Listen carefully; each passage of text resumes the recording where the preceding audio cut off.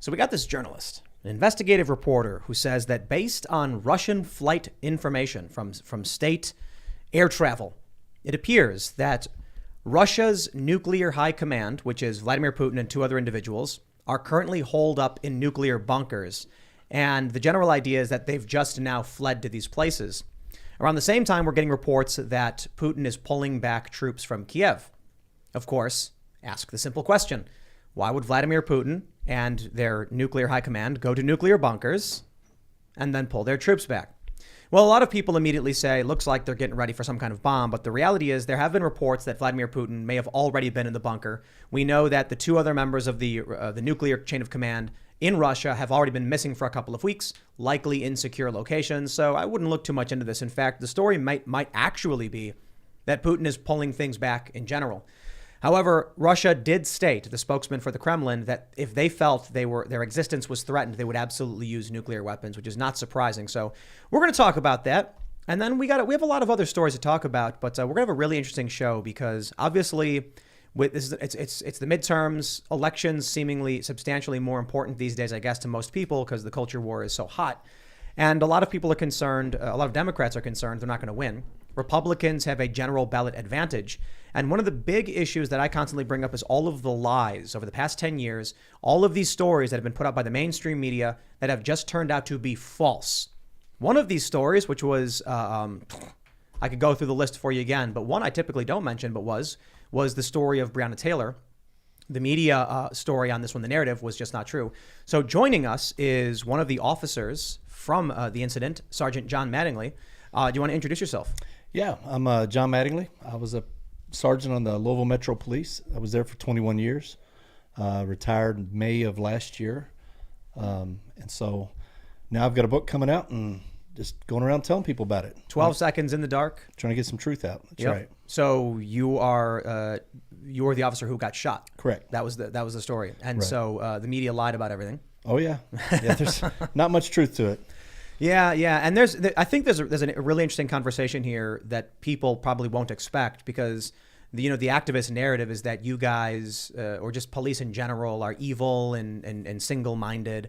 But I think we'll have an interesting conversation about policing, what happened, what are people's rights, how you view it. Right. Plus a lot of stuff people probably don't even know about what really went down that night. Exactly. There's plenty of guys on my own department that even though they went through a year of riots, didn't even know the story behind it. They didn't know the backstory. So we'll get into all that. And we also got Seamus. Yeah, I'm Seamus. I run a YouTube channel called Freedom Tunes. We upload political cartoons every single Thursday, sometimes on Tuesday. We got one coming out this Thursday on trans sports and the sort of like milquetoast conservative ink response we hear oftentimes. And I think you guys will really enjoy it. Very cool. I'm also here in the corner pushing buttons as I always am. Happy to see Seamus. We don't have Ian tonight. Unfortunately, he is traveling back to be here with us again tomorrow, but he's not here tonight, so bear with us. We'll get him back shortly. Oh, Ian, he's abandoned us. Yeah, but, I know. I had to sub in for him last night, and I was going to try to do my best Ian impression, but I figured we should get you a wig. Yeah, exactly. But Ian might actually walk in the door. I told him, I was like, if you get back or whatever, just walk in and sit down. I hope he does. I'd like to meet him. Yeah. Well, I think he'll be here no matter what, but hopefully he comes in anyway.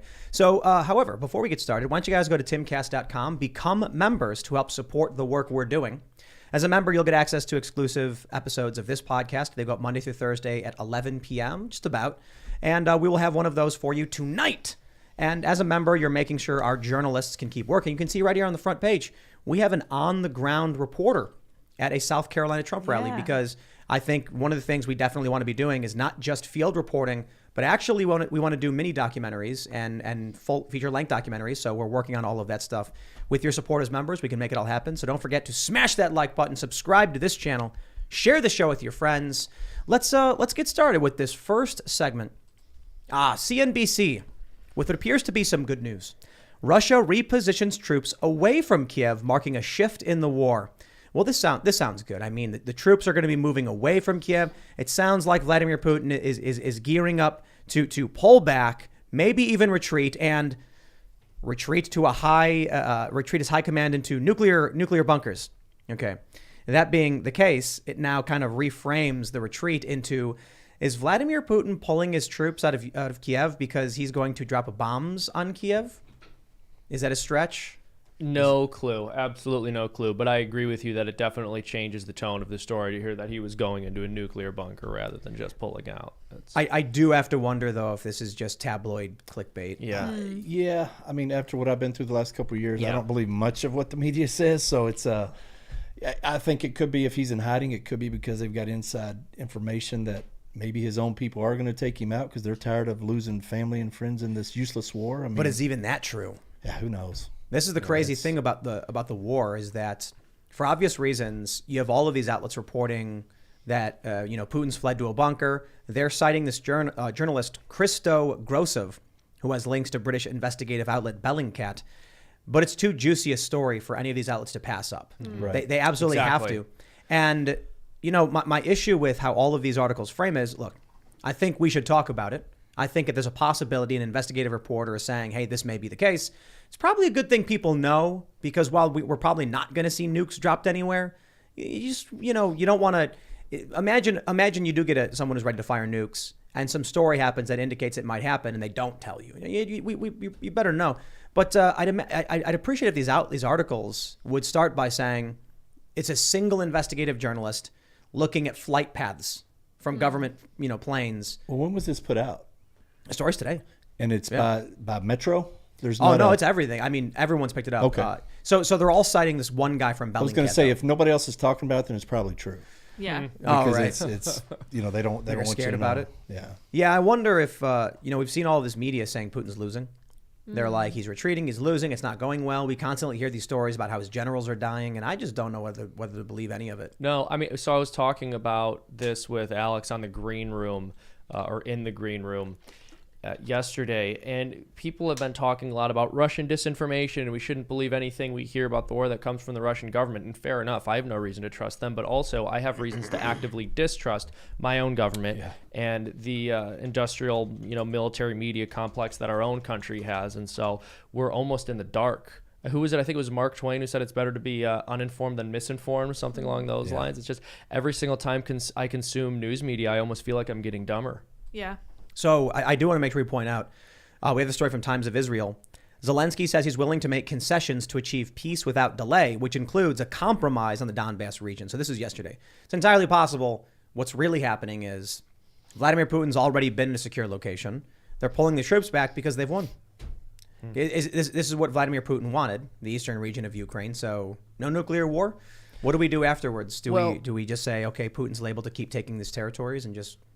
I hear you. I mean, I'll borrow a point from you here, Tim, and paraphrase you a bit. I am not going to get my foreign policy wisdom from the people who believe Jussie Smollett. Then who do you believe, man? Yeah. The people who believe the Covington kids? The Covington story. I'm sorry, who did not believe the Covington kids? Got that one wrong. Who's gotten every single story wrong? Who are you supposed to believe when we're talking about war? Yeah. I think social media has become, I mean, this is the first war we're fighting with active live social media stuff. So we're getting a totally different take and a different spin than we're used to.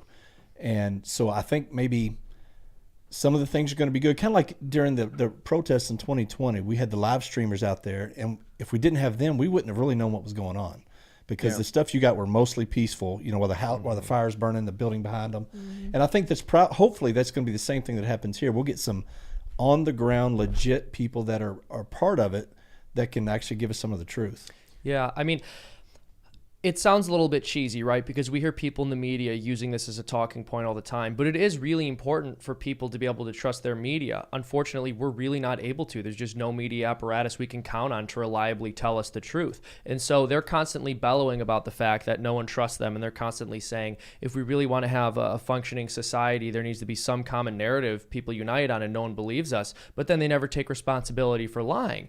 And it's kind of funny. It would almost be as if you were constantly cheating on your wife, and when she didn't trust you, when you told her you were just at work late, your response was, a household can't function if you don't trust your spouse. Okay, well, there's a reason. It's true. We do need to be able to have people in these positions who we can trust, but we're just not able to. And I think we've gotten so cynical on media over the past couple of years, and I've basically been cynical on media my entire life, that you lose sight of the fact that it's really very sad that there aren't people we can like genuinely count on to give us the truth here. I don't know if there ever was truth, to be honest. I would agree, and that's the thing. I would also agree that oftentimes we have our nostalgia goggles on, right? And we look at the past and say that that's when the media was honest, but we know that isn't true. Like the New York Times covered up the Holodomor. There's a lot to dig into with the fact that our media was basically always dishonest, and so I'm glad that's being exposed. I really am. But it just makes you sad that people don't have sources they can trust. And I think part of it is because of how gigantic these outlets have become. If you have more local politics being discussed by people and folks on the ground who live in the communities that they're discussing about cover the issues, I think you get more reliable information. But when you have CNN trying to report on everything that happens in the country, it's just all the information is ripe to be manipulated by them. Well, and you've also got, 4 major companies that control all the media outlets. So there's there's a monopoly on it, and they're all kind of slanted the same way, and they're all money driven. So once you're money driven, the truth's out the window. It's what's going to make me the most money today. Yeah, absolutely. I feel really bad about this because I'm blanking on his name. We had him on, very great guest. He talked about the Loudoun County assault case. He was the journalist who exposed it. Oh, Luke Rosiak? Yes. Yeah. Okay, thank you. One thing he said that I thought was really instructive was he, as a local, decided that he was just going to pay attention to an issue which was near to him. And so he called the father who was being maligned in the media and asked him why he responded the way he did. And the father explained that his daughter was sexually assaulted. That's the kind of journalism we need. But it's no coincidence that it was a person who was a member of that community who actually got that information. It's getting to the point where I don't think I can trust media sources that were not there on the scene or aren't part of the community. Because they have no incentive not to lie about what happened there. It's not their community. Well, take a look at this, right? So we have this story. Times of Israel says Ukraine could declare neutrality, offer security guarantees to Russia, and potentially accept a compromise in the contested area in the country's east to secure peace without delay, hinting at possible concessions. This sounds basically like defeat, like Russia's won. The president of Ukraine says we're going to give you what you want. Now, they've been reporting over and over again that Russia was losing. They showed these videos over and over again of Russian tanks being hit and Russians being ambushed. They lie about, these tanks running people over. All just insane propaganda. I'd ask people, do you think Vladimir Putin is intentionally targeting civilians? And they would say yes. And I'd say, why would you think that? I don't think Putin's a good guy. But we're not, human beings are not comic book villains. Well, he's not dumb. He knows if he does that, then they go in and take over Ukraine and they occupy it. He's not going to have their loyalty because he just killed their family members. I should clarify, too. What I mean is there are people who believe that Vladimir Putin is killing civilians for the sake of killing civilians. Right. His invasion is killing civilians in the name of his military objectives. But what I specifically mean is, do you think he was like, hey, go in there and kill civilians? Well, of course not. He's saying go in there and just do what you have to do regardless of the consequences. No, I mean, when our government kills civilians, it's collateral damage, and that's just the cost of waging war. But of course, when other governments do it, it's because they intentionally want to kill innocent people. Yes, but I do got to pause there and issue a slight correction. Mm-hmm. Under the Obama administration, we did something a bit more clever. When the United States killed civilians in the Middle East, we just said, are they adult men? No, they're enemy combatants. If they were combat-aged males, they would not be military-aged men. They would not be classified as civilian deaths. That slipped past me. I didn't know that. That's Talk horrible. about that's horrible. Dirty stuff. And that's what's fascinating is that whether it was Trump or just this emergent phenomenon, you end up with a lot of regular Americans, populist, conservative types, just finally coming out and being like, "Hey, we don't want any of that. We don't want military-age males just being bombed, and then you guys just pass the buck." Donald Trump runs as a Republican saying, bring our troops back. The war makes no sense. And people are clapping and cheering for him. Joe Biden, I love how the Democrats can keep pushing these lies about we don't want war. And then what do you get? You get chaos. You get more war. Isn't it so crazy? Under Donald Trump, no new wars. None. Certainly wars were still being fought. Yeah, he was far from perfect on foreign policy. Joe Biden gets in, and how long until we got a new war? Yeah. Well, to be fair, Russia's invasion of Ukraine is different from a U.S. invasion somewhere. Yeah. But there's global instability. We've got reports of U.S. troop movements in Syria, and this is almost immediately. So it's not surprising. North Korea shooting their or China, whichever one's shooting the missiles back in the North sea Korea. again. Yeah, North Korea. Yeah. I mean, look, under Donald Trump, we had security issues. We had concerns. You had North Korea doing their nuclear tests. But I think the reason Vladimir Putin didn't invade Ukraine is because Donald Trump crushed ISIS and then pulled our troops out, and Russia was like, all right. And Russia went over there and got their tail kicked by them. Yeah. In the Middle East. I mean, they didn't fare very well when they went over there. They thought they were going to go over and just do what they do, and they didn't.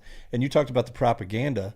Zelensky, was it yesterday or the day before? I think it was yesterday, said they're going to start putting kids back in school. In Going to Ukraine? school. Yeah. Wow. And I thought, now, are they really going to go back to school, or is he going to say they are and then blow up one of his own schools with nobody in it and say we had these casualties to make it look like Russia's this super enemy again? I don't know. I want to see in the next week or two if one of their schools happens to get bombed, and then you'll know he kind of laid the ground for this. The challenge with false flags is that it's always a simpler solution that an enemy bombed their enemy. Mm-hmm. But we do know that countries and governments use false flags, like the U.S. in the Gulf of Tonkin, or the proposals around Operation Northwoods. Northwoods, that's right. Yeah, so it's tough. Zelensky's lied already several times when he was like, oh, no, they're bombing the nuclear facility. Quick, NATO, no-fly zone. And then they're like, there's radiation. Oh, and then the International Atomic Post the Energy. picture with his generals, and it was like 3 years ago. Was it really? Yeah, it was like 2018. There's a video that this is the remarkable thing. People are like, it looks like a green screen. And then you actually see people online being, it's not a green screen. It's just because they do a bunch of lighting, so it makes it look like the back isn't properly connected. You can see his shadow, and I'm like, the image behind him is a still image. The trees aren't moving. There's no movement, no wind, nothing. Trees move. Yeah. And it's just whatever, man. I don't know. What I do know is they lie. Everybody lies. No, yeah, absolutely. And it's so bizarre how people are willing to be completely cynical about their own political leaders until warfare breaks out. And then every single thing they say is gospel truth. And if you doubt what they're telling you, you're siding with the enemy. It's ridiculous. Yeah, now they don't become good people. You're a Putin apologist. Yeah. Like, no, I'm not. I'm just calling both sides. They're both dirty. Exactly. Like the people who have consistently lied to us for their entire time on the public stage didn't miraculously become honest human beings because a conflict broke out on the international stage. Yeah.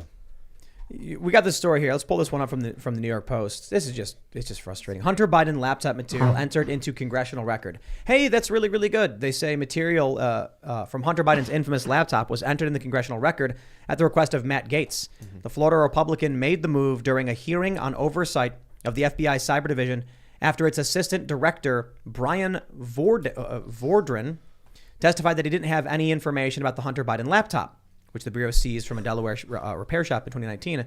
House Judiciary Chairman Jerry Nadler initially blocked Gaetz' request, but relented a short time later.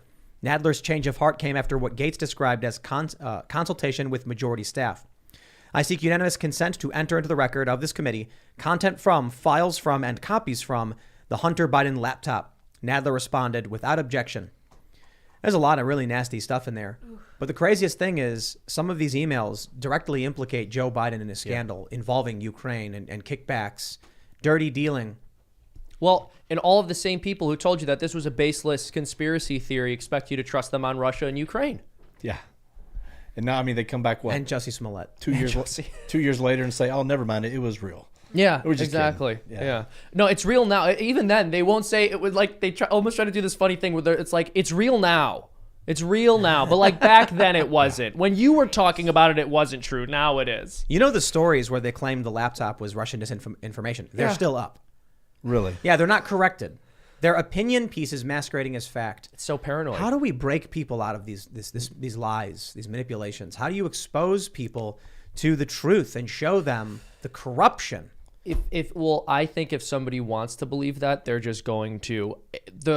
The topic of Russian disinformation is so hysterical, given that this is a concept which was lampooned for decades. As soon as the Cold War ended, and even during the Cold War, there was always a very tongue-in-cheek attitude that the American press and American media took towards any suspicion of Russia. But then, as soon as they decided that you should think Russia is a real threat, millions of people started thinking Russia is a real threat, even though weeks ago they had been making fun of people for even considering the possibility that Russia was a negative actor on the world stage or that we should be frightened by them. So, I mean, if you're able to do that kind of a 180 because the media told you to, I'm not really sure what I can say to you to convince you otherwise. Well, Russia is a threat to to Western dominance and global domination. Well, sure. I'm not saying that these other countries and other major players on the world stage are not adversarial to us in any way. But my point is, it was considered laughable to say anything negative about Russia. We remember in 2012 when Mitt Romney said that Russia was going to be a large geopolitical foe for us, and he was laughed at by everyone in media. Yeah. And then in 2016, we go, it's not as if they started taking this realistic approach of saying, well, Russia is a decently sized nation. They're a world power. Maybe we should be concerned about them. It turned into everything that goes wrong in our country is because of Russia, which is insanely paranoid and a complete 180.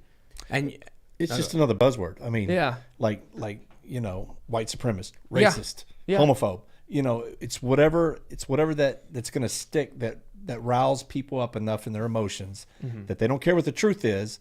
I feel this certain way, so I'm gonna express myself and believe you and attack the other person who doesn't agree with me. It was a breath of fresh air when the biggest viral story of the day was that Will Smith smacked Chris Rock. Yes, because I'm just like, good distraction. It's a good distraction, but kind of, literally a good one. Like, can we just back away real quick from being at each other's throats all the time and just argue about WWE on the Oscar night? Yeah, I mean, I think my instinct and the instinct of a lot of people when that first happened was to say that this is a distraction. There's something important going on that they don't want us to see. But then you dig a little deeper and you go, what are they distracting me from? Something else they were just going to lie to me about anyway, and I wouldn't have gotten the truth on? Yeah, I think maybe I'm getting jaded. I don't know. Everybody, when it comes to arguing about Chris Rock and Will Smith, it's kind of it's relatively nonsensical. Mm-hmm. When it comes to arguing about what's going on with the war, there is a good a good point in that we need to know exactly what's going on with legitimate information to prevent catastrophe. But for the time being, or I should say in this current time, people will just believe whatever they're told to believe. Yeah. People on the left are like, the media can lie to me 1,000,001 times and I will still believe whatever they say. Well, because they're not going to the media to get actual facts. They're going to the media to watch the media forward a particular narrative. And so if they get information wrong, it's actually inconsequential because they're still doing their job, which is telling me things that make me feel like I'm a good and virtuous person for supporting left-wing causes. It kind of goes back to they've almost got the abusive relationship syndrome. Mm-hmm. Yeah. Where you're going to beat me down, but then you're going to apologize, and I'll accept it, and then you're going to do it again, but you're never going to do it again, but then you do it again, but I love you, and I'm afraid nobody's going to love me if I don't, so I just keep coming back for you. I hear you, but it's worse than that because there's never an apology. Dude, I'd like flowers every once in a while, you know what I mean? Yeah. I should have gotten some chocolates after Russiagate at least when the deep state tried to depose a democratically elected president. No, nothing. Just story blew over. I wonder if there's like a funny bit on business models that operate the same way. They consistently don't do their job, but keep apologizing and you keep hiring. Your toilet breaks, so you hire a plumber and he walks in and he's like, all right, let me get to it. 8 hours later, he's like, all right, well, I'm leaving. That'll be $500. And they look and there's just crap everywhere. We have those. It's called hedge funds. Yeah. And they just keep doing it. And it's also very true of political leaders. You see this all the time. Whenever someone's running for re-election, they go, the country still has all of these problems. I didn't fix it in the first 2 years or 4 years. Give me another 4 years to not fix it. Or 47 years. Give me more time to not do the thing that I was supposed to already have done. If any other industry operated the way the media does, just think about calling your, hiring groundskeepers to mow your lawn.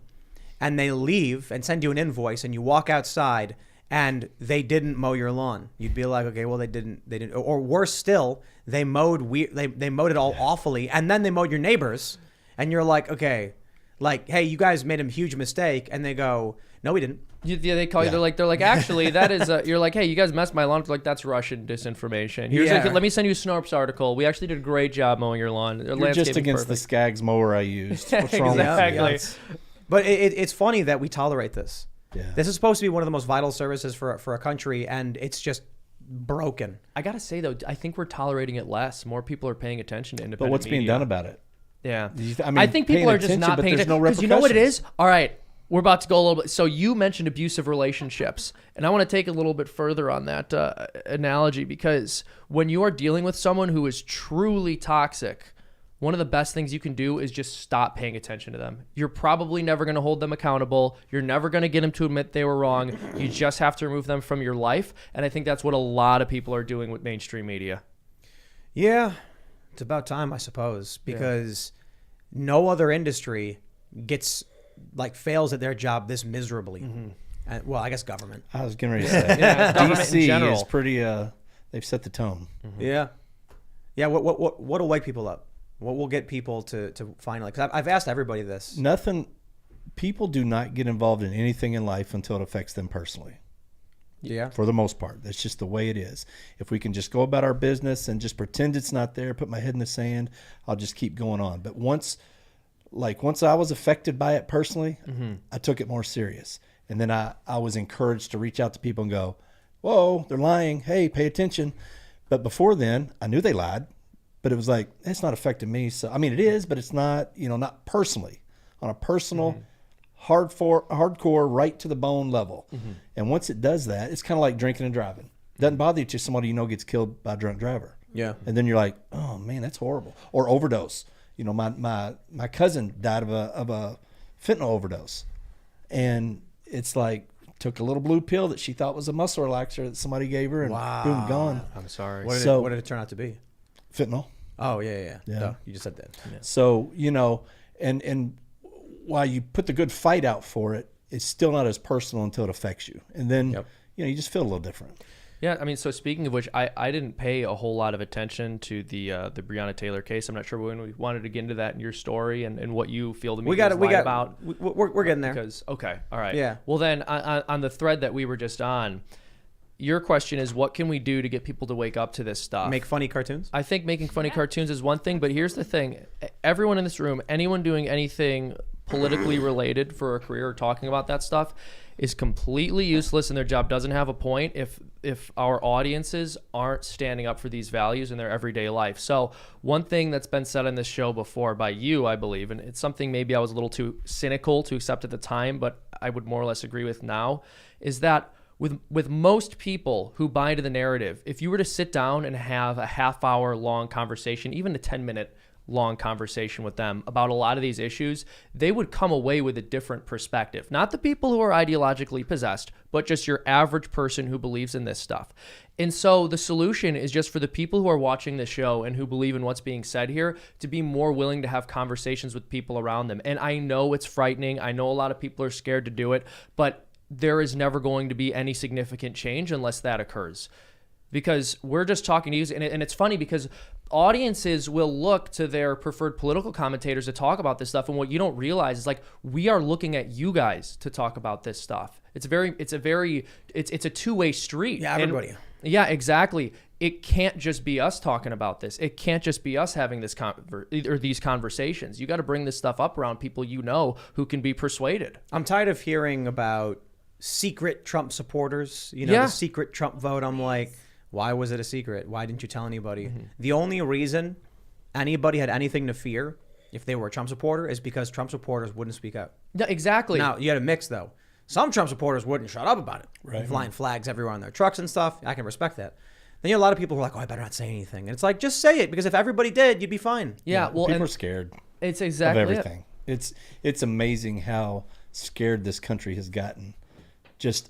On every level. And I don't know if that's been the course over the years of, I remember back in probably 2010, we were in a big meeting at work, and one of the higher ups was talking, and he was like, well, perception is reality. We can't do that. And I was like, oh, ho. Perception is not reality. Reality is reality. Right. Amen. And I get what you're saying. You got to be careful how you frame stuff, but it doesn't matter what this guy thinks of perception.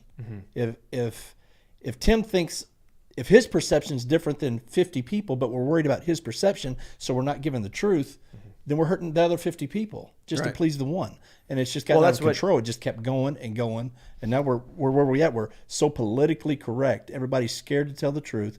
Nobody has thick skin where they can take the truth. Yeah. And so we just shut up, and then the loud ones run the country. When people say perception is reality, there's a good point being made. Right, I understand that. You know, what you see kind of dictates what you focus on and how you live your life. But the problem we have with journalists is that they've taken that to heart, and instead of saying I should seek other perspectives to fill out the narrative, they say, if I say it's true, because perception is reality and my perception is all that matters. So instead of doing any research and telling the truth, they're just like, what I think goes. I think both of you made points about the most vocal people representing the movement. And yeah, that's very much a consequence of your average person who exists within any of these movements or leans towards those movements being way too afraid to say anything. And so unless you want your movement to be painted exclusively by the folks who are willing to talk, you have to stand up and say something. And that's the point I really want to stress for everyone. I know I say it pretty often on these shows, but if you guys aren't out there talking about this stuff, there's no point for us to be doing this. There's no point. I want to just jump straight into this next story because this is about Brianna Taylor's mother. She's meeting with DOJ and demanding federal charges against the officers in the Brianna Taylor death. So this took place in 2020. This story is significant for a few reasons. One, it plays into the heart of what I've been saying over the past several weeks. Specifically, Trayvon Martin's story was fake. The Michael Brown story was fake. The George Floyd story was heavily lied about. The Ahmaud Arbery story, heavily lied about. All these stories, I say they're fake. I'll clarify. They were all extreme exaggerations and manipulations by the media to the point where in the George Zimmerman incident with Trayvon Martin, they edited the audio. I think it was NBC News, NBC right? News, yeah. They edited the audio to make it sound like he was racist. They cut out key context. They've done this for basically every single major story that's resulted in Black Lives Matter riots. And then when you try and get the real story, if you're able to get it, it's like all of a sudden you go, wow. Now, the interesting thing here is Republicans have a general polling advantage from Real Clear Politics of about 3.4 points, and with 530 at about 2.2 points. When Democrats have a 5-point advantage or less, they lose seats in the House. Republicans have an advantage, which is to suggest that people aren't falling for these stories anymore. Here's where it gets crazy. So we're sitting here with John Mattingly. You were there. You were involved in the whole incident. And the media and the activists are still lying about what happened, trying to put pressure on the government to make changes and to get certain politicians elected. Right. So we'll start here. Like, what's this story about? And then we can go back and we can get into the details. Yeah, so this was just a couple of weeks ago. They went to D.C., her and Ben Crump, the clown that guy, that runs around and destroying cities and takes his money and jets. He's a lawyer, right? Yeah. Yeah. And I guess. It sounds, Well, I mean, like, he can barely put formally. two sentences together. I don't know how he's a lawyer, but he just mumbles and jumbles when he talks. So they went there and they met with the DOJ. And the funny thing is, during all this, I requested meetings with the FBI. Denied. Wouldn't talk to me. They've met with them several times.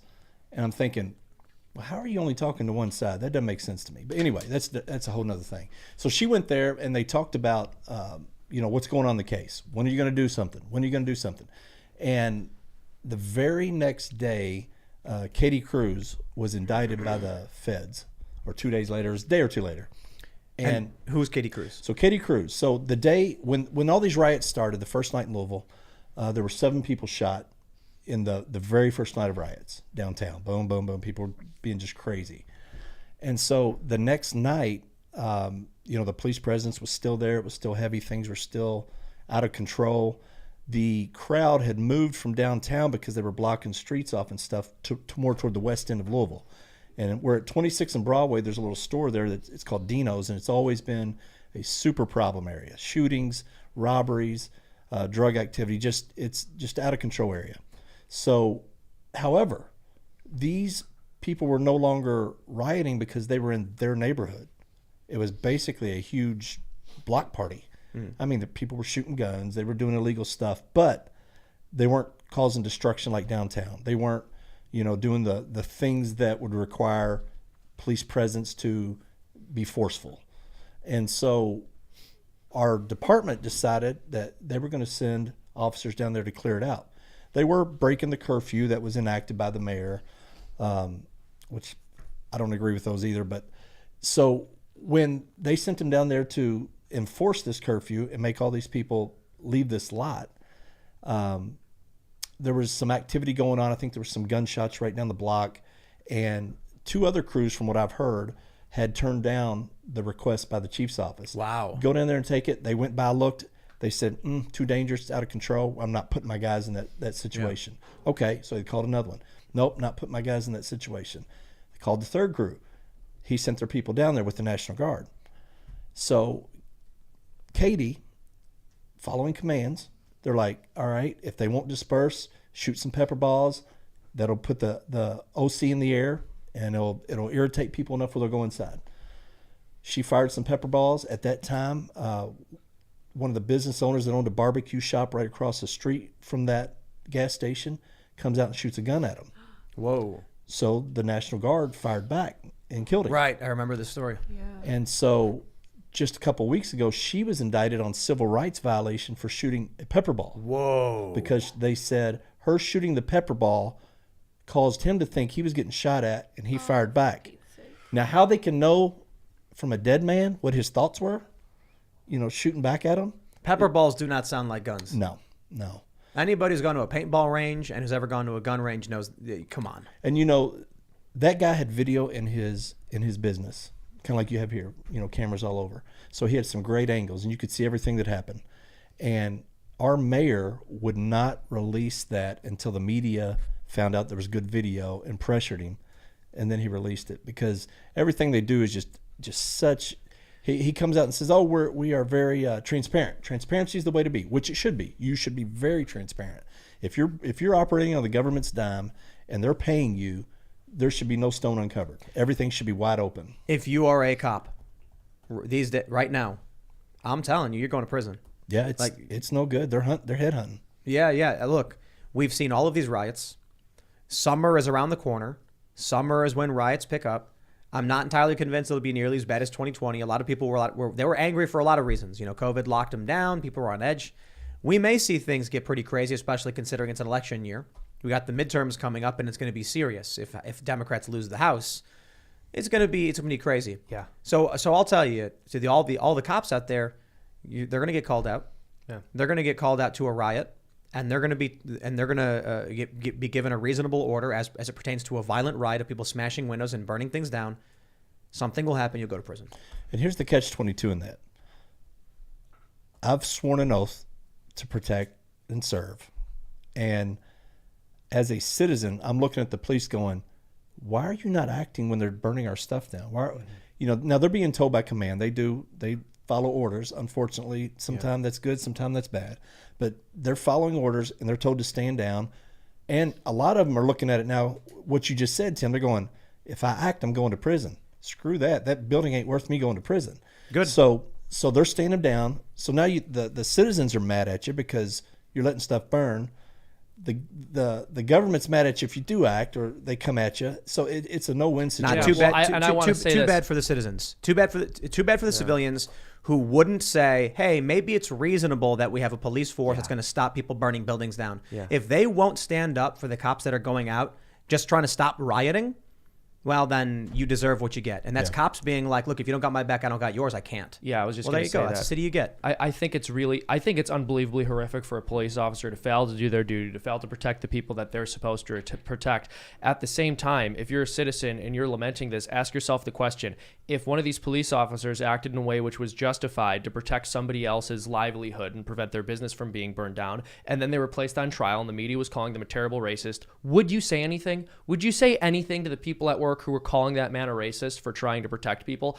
Probably not. No. I mean, statistically, probably not. So it's not just that police officers aren't doing their jobs. They certainly aren't. But nobody is. No one's standing up for the things they're supposed to stand up for. No one is standing up for civility. This country's falling apart, man. Well, it's like we're here. Yeah. Our viewers are here. We're a community of people who care. There are a lot of people in this country who care, but there's too many people, even who they care about what's going on, are unwilling to speak up. Mm-hmm. From personal experience, I can tell you, we've reached out to a lot of people. You're willing to have me on, other people are, but there's a lot of people who still do not want to attach my name to anything. Can you of name them? theirs. Do you want to name them? You want to call anybody out? No, you don't have to. No, I don't want. here's what I'll call out. So we were supposed to go speak in Ohio. I won't give you the city, but we're supposed to go speak in Ohio in April. And they were going to use a training facility of this police department. And the police department was still charging them. They were charging them to use their facility. And once they put the flyer out and it showed my picture on it, the chief of that department said, "No, you're not using our training facility. He's not welcome here." For just a training? It's a support thing for spouses who go through critical incidents. And they and this group that was bringing us in is huge on bringing the community and the police together to try to merge them. You know what I think is that we often talk about the problems of policing. You know, I've certainly complained about the cops who are enforcing COVID lockdowns and arresting salon owners. But it's not a police problem. Like this particular instance when this cop arrests a salon owner, like that was a cop problem. The problem is just cultural and moral decay in the United States extends beyond the population and into police departments. So what happens is you'll get a dude he works maybe at an insurance company, and they're doing a bunch of, or how about this? He works at a Home Depot. And then Home Depot comes out and says, everybody, you got to do the woke stuff. I think this was in Canada they did this. And that guy says, I'm not going to say anything because my protecting myself and my assets is more important. I don't want my family to be sick or starve. Now, I can certainly understand that, but what that means is that the cultural and moral connections of our society are gone. Mm-hmm. Granted, that happened in Canada, but just an example. Mm-hmm. If you work for a company and you won't speak up, that for that same reason, neither will firefighters, neither will police, neither will politicians. Nobody would. But that kind of goes back to your point, which you made a few minutes ago, where it's our job to protect the city, but you said you can understand why they wouldn't. But well, this is right. I understand, but at what point do you go, okay, no matter what my sacrifice is, I'm willing to go out there because I want change? No, this is exactly my point.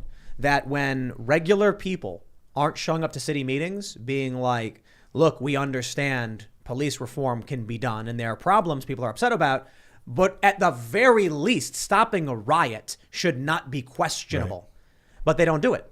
These people are going to be like, I'm not going to say anything because then they'll come and riot at my house. Yeah. And okay, well, then the cops aren't going to do anything. And you know what's worse? The cops are going to show up to your house when you're the victim and arrest you. You see that guy in Wisconsin? Guy was in his house. BLM showed up. The McCloskeys? No. Oh. In Wisconsin, a guy was in his house. Yeah, so the guy. BLM showed up to his house protesting. The same organizer organized a previous protest and that set fire to another house. So this guy brandishes a shotgun through his window. As one should. I mean, if people are going to potentially burn your house down, that's not. Now, to be fair, I'm not giving people advice and saying you should do that. No, I don't think he should have done that. You don't think he should? Nobody was going on. You shouldn't point a gun at them, but I think to let people know that you're okay. Well, then no, you should brandishing not. was he pointed the shotgun towards the window at the crowd. Yeah, no, then you should have not. Done that. You should not. Holding it up, I'd be like, fine, whatever. But either way, you're in your own house. Yes. I have questions about. First of all, I can say, don't point your weapon at someone else. You intend to use it. Ever. Unless you intend to use it. Yeah. That being said, if you're on your own property and you're holding your weapon, you know, there's questions there, but ultimately the real issue is the cops showed up, went to his house and arrested him to cheers from Black Lives Matter. Yeah. They cheered. The same group that wants to abolish the police was cheering when the police did what they wanted. They'll go into your house and arrest you. The McCloskeys are a good example, though. They broke on a private property, destroyed the fence. The McCloskeys came out armed on their own property as they're legally allowed to. It. Oh, she was pointing it. She was dangerous with it. She didn't know what she was doing. But she did point it. You can see her pointing at least one guy. Okay. And people thought this guy's boom mic on his camera was a gun. But hold on there a minute. A guy was holding a black object with a boom mic. Yeah, sure. In hindsight, you can tell it's not a gun. Did she know that? No, the adrenaline's flowing. Right. You got 300 people. Even trained people, that's tough in that quick of a second to distinguish. Yeah. But somebody that's not trained coming out with that adrenaline dump and the fear, I mean, your rationale, it just goes away a little bit. Yeah. Well, I mean, also, you have to consider if you're in your house and you're with your family and there are people outside of your house who, as you mentioned, burned down a house previously. It's again, you should never, ever point a gun at people if you're not willing to use it. But for people to know that you have some ability to protect yourself is obviously a good thing for you and your family and your security. If you're going to burn my house down, I'm going to use it. Yeah, like, well, if someone's someone tries to burn your house down, they should know that it's on the table. Like, well, if you try to burn my house down and kill my family, I will shoot you to prevent that from occurring. You have the right to defend yourself from this violence and all this stuff. So here we go. What I'd like to say, you know, especially in the past several weeks, just name a story around Black Lives Matter and it was fake. Name a single Black Lives Matter story that wasn't fake. Well, and they were all fake. I mean, this is not true. I want to make sure I clarify. People died. yes. There is obviously some things were done wrong or improperly, but the point is the media narratives coming out of all of these stories were untrue to some degree. Yeah, and this is part of why I really want to dig into this is because as someone on the right and someone who's very skeptical of BLM and their narratives, part of what sort of convinced me on the Brianna Taylor case, and again, this is coming from someone who didn't pay as close attention to it as I did some of the other ones, is that, even Rand Paul was saying that we should end no-knock raids, which I agree with, but he titled his bill after Brianna Taylor. Justice for Brianna Taylor. Justice for Brianna Taylor. So to me, and of course the mob still stopped him and said, say her name, even though he created a bill. Well, let's do this. But let's start from the beginning because we have John here. Yeah. To just tell us the story. A lot of people don't know about what went down with Brianna Taylor. I'm sure many activists will just accuse you of lying. But at the very least, let's see, if you would like to, give us the breakdown of the story. I know you have a book about it, but you can just tell us what happened and we'll go from there. Yeah, I'll give you the 5,000 view story of it. So that night, we were asked to help. Do you know the date specifically? Yeah, so March 12th is when the briefing was. We didn't breach the door until March 13th, which is Friday night, full moon. I came out from the briefing and I had 2 flat tires. It started pouring down rain. I got soaking wet while I was moving my stuff from one car to the other. So everything was just kind of one of those nights. Can you? What was the briefing? It was so we had 2 separate briefings. SWAT did their briefing because they were executing the warrants down Elliott. The guys who were assisting them that were going to do the searches were at our brief, along with us. All the houses that we were doing were on the board. They showed above it. Fortunately, I took a picture. It showed above it, no knock, no knock, no knock. It got to ours. It said knock and announce. So they had changed it. They were all signed as no knocks. So technically, we served a no-knock warrant, but it was not served as a no-knock. It was signed by a judge as a no-knock, but once it did not fit the parameters of a no-knock, we didn't serve it as a no-knock. We did the thing we're supposed to do. We corrected it and didn't do it. So the only reason it was written as a no-knock is because Jamarcus Glover's history. He had 5 felony pending cases for guns and drugs. He had ran from the police. And these were active cases, not including the ones he'd already been charged with and pled guilty to previously for Mississippi and Louisville. And so once they realized they had a ping on his phone and a tracker on his car, they knew he would not be on Springfield. So they said, we're not doing that one as a no-knock because it didn't justify being a no-knock. He wasn't there. And they said, we think it's only Brianna Taylor at the house. We don't think there's any kids, no dogs, nobody else there with her. Okay, cool.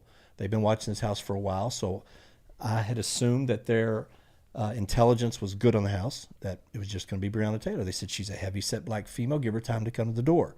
Give her more time than usual. Because normally it's about 10 seconds. You're banging on the door, police search warrant. If you don't hear anything, then you go ahead and hit it. So this one, when we went, we showed up, and we gave it 45 seconds to a minute. It was, I think, 6 different cadences of knocking on the door and yelling police search warrant. The first 2 were just regular knocks, hoping she would just come to the door, be quiet, the neighbors wouldn't know.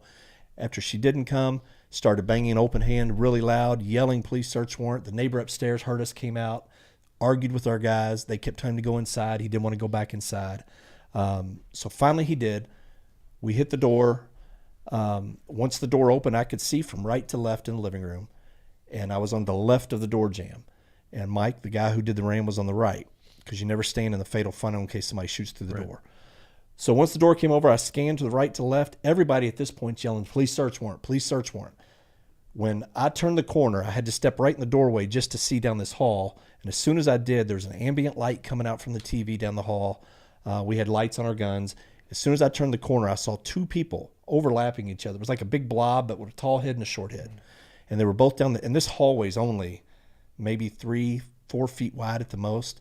So very narrow hallway because it had an inset where Kenneth was standing that goes into the next bedroom. And that's Brianna's boyfriend? Yes.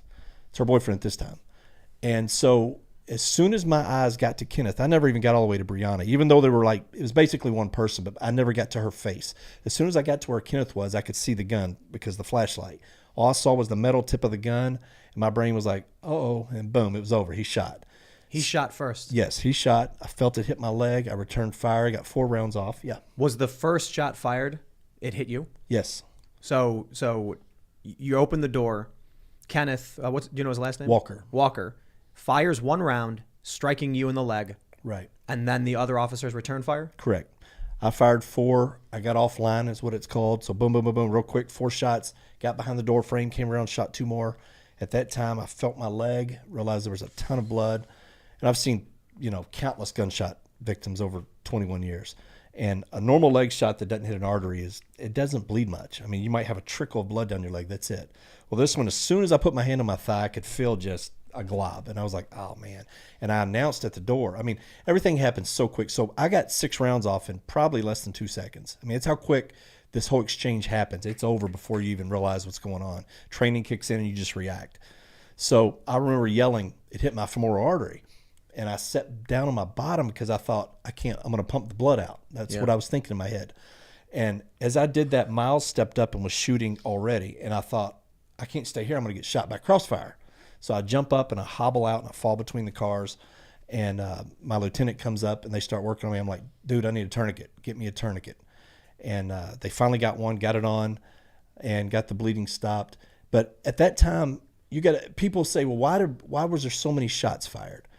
12 Seconds in the Dark, the book, the title comes from the time that door came open until it was silent, from no gunshots. The chaos stopped. And that was about 10 to 12 seconds from what we've tried to reenact it and see. And so much happened, so much chaos, so many things go through your mind in that 12 seconds that it's just amazing how much damage can be done in that small amount of time and how much aftermath damage, the city, the country, the nation, from 12 seconds. And it's just, it's sad. So you get out of there. Mm-hmm. You say you collapsed between 2 cars. What was the distance between the door and where you ended up on the ground with getting medical attention? So I'll try to give you a visual of it. If you're looking at an apartment complex and they have the inside where the stairs go up to the top, you've got that little foyer area, which is maybe, 12 feet deep and 10 feet wide. That's where we were at. This was ground floor, right? Ground floor. Yeah. And so I was all the way on the inside. So I hobbled out of there, then a sidewalk, a curb, and then the length of a car. So I went down between the cars, but scooted to the edge of the cars. And that's when my lieutenant grabbed my vest and pulled me out and got to work. But the thing about Kenneth Walker, he keeps saying he didn't know it was the police. First they said nobody knocked and announced. Then he comes back later and goes, yeah, we heard him knocking. We heard him banging. And I thought it was her ex-boyfriend is what he said. So if you thought, but then he said he thought somebody was doing a home invasion. If you thought that, why would you have your girlfriend, they got up, got dressed, he retrieved a gun. Why would you tell your girlfriend, come in the hall with me? I'd imagine if he thought it was her boyfriend. You know what I mean? Like they genuinely thought it was. If you're that scared for your life that you're whatever. willing to shoot, wouldn't you have her call 911? Stay in here and call 911. Get him over here. I mean, it's a tough question about whether or not somebody wants to call the police to a situation that's about to get hot, whether they're even thinking about it, how someone reacts. I mean, you're talking about 12 seconds. They hear a big bang. It's about 45 seconds. I can't assume these people would react the same way I would. I can't assume they trust cops, to come and resolve the problem. Right. But more importantly, I mean, it's even fair to say they're not going to call the cops because they might be involved in illicit dealings or something. And so this is street justice. That's probably more the case. So when they downloaded his phone after the fact, they found text messages in there with him and other guys. There's pictures of him with his gun, which is no big deal. Everybody can have a gun. But they had it also with a bag of like pills that were probably fentanyl pills because they were the same little blue pills, weed, whatever. Nobody cares about weed. And so, but he was selling. There's text messages in there, him selling all this stuff to different people. That's irrelevant. The one that stuck out was the one where these other guys said, hey, do you want to hit this lick with us? And he said, well, how much is it worth? And they said, 20 grand. And he was like, that's fine, but I always do my homework first. Meaning he sets up, watches people, see how they react. Yeah. And again, this guy didn't have a job. He was getting ready to start. One day it was UPS, the next day it was Postal. I don't know which one it was, but he was getting ready to start a job. That's always the case. Getting ready to get my life together. And so a lot of times what these drug dealers will do, they'll rob other drug dealers. That's just common practice. They won't report it to the police because what are you going to say? They stole my drugs and money. But the way they do it is they'll go up and they'll bang on a door and yell police. And when that door gets open, they've got a gun in and they rob them. That happens all the time. You think that's what he thought was happening? I don't know if that was his MO of previous cases that he had done. And so he thought, uh-oh, it's coming back on me. Yeah. I don't know. It's hard to say because he's lied so many times. We don't know the truth. There's the simple general circumstance, nuance excluded, that I've mentioned in the past. That if you're a law-abiding citizen armed legally and someone kicks your door in and you don't know it's the police, you have a right to defend yourself from perceived home invasion. I agree. Absolutely. There have been many, stories I've seen, read about, or a couple at least, where plainclothes cops, are serving a no-knock warrant or something, and then they get shot, and the person ends up, going to prison or whatever. And I'm like, dude, I think that's horrible. Yeah. But well, when you say plainclothes, let me correct this, because this was a big sticking point on ours too, because we were in what's called plainclothes.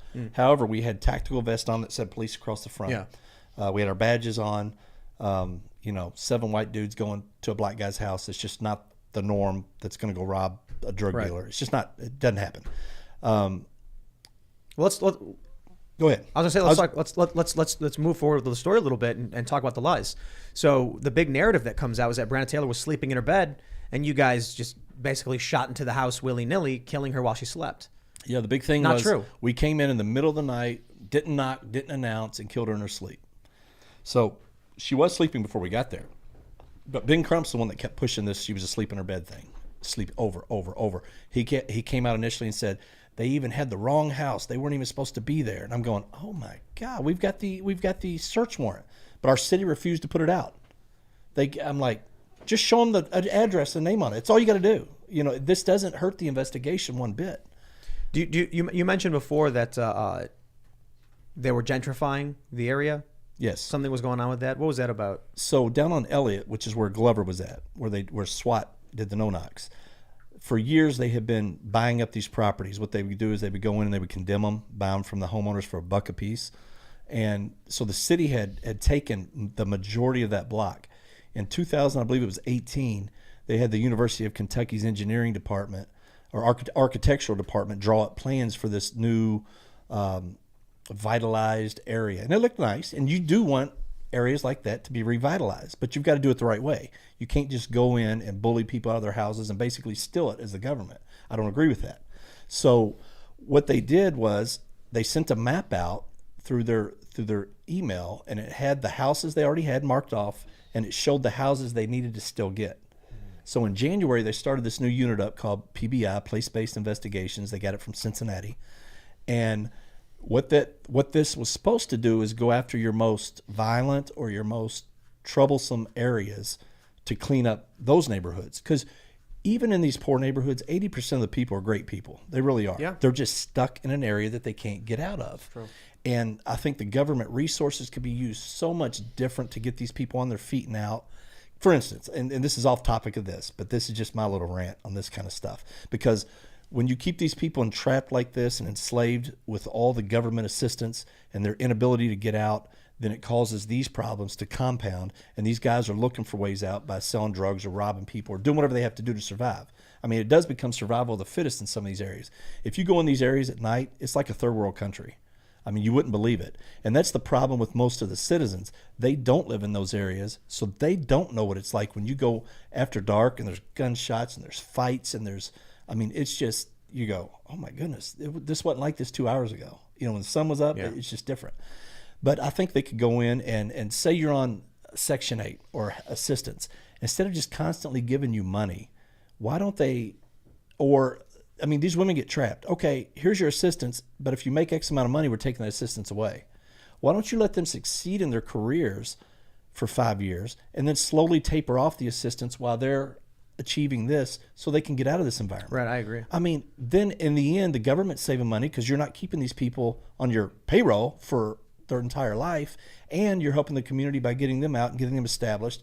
And then 15, 20 years from now, when they're having kids and their kids are having kids, you've got a totally different, it's like turning the pond over every year, and you get new stuff.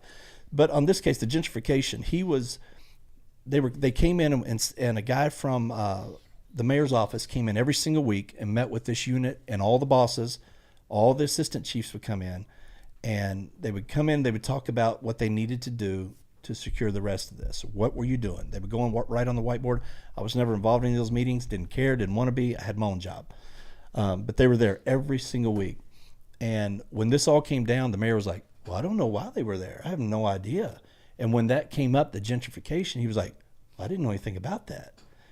But his name's on the emails. Yeah. He knew. This was a guy from his office conducting these meetings.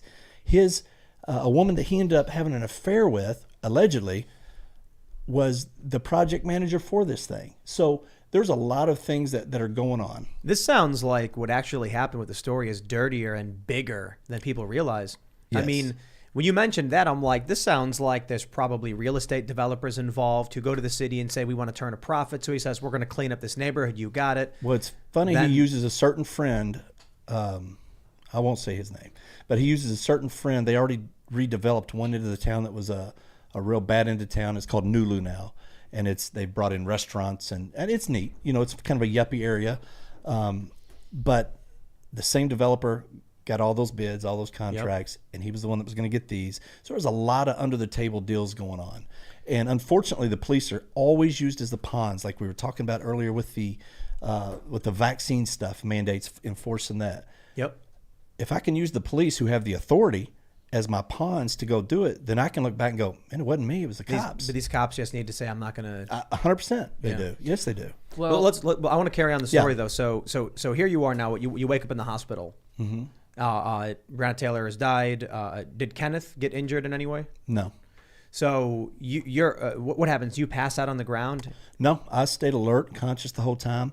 And I told people, and I've told people, because I've went around and talked to some people about critical incidents, and you're not required by law to give a statement right away, because in critical incidents, a lot of people, if you wait a few days, some things, you start remembering stuff that you've, for your own protection, you blocked out.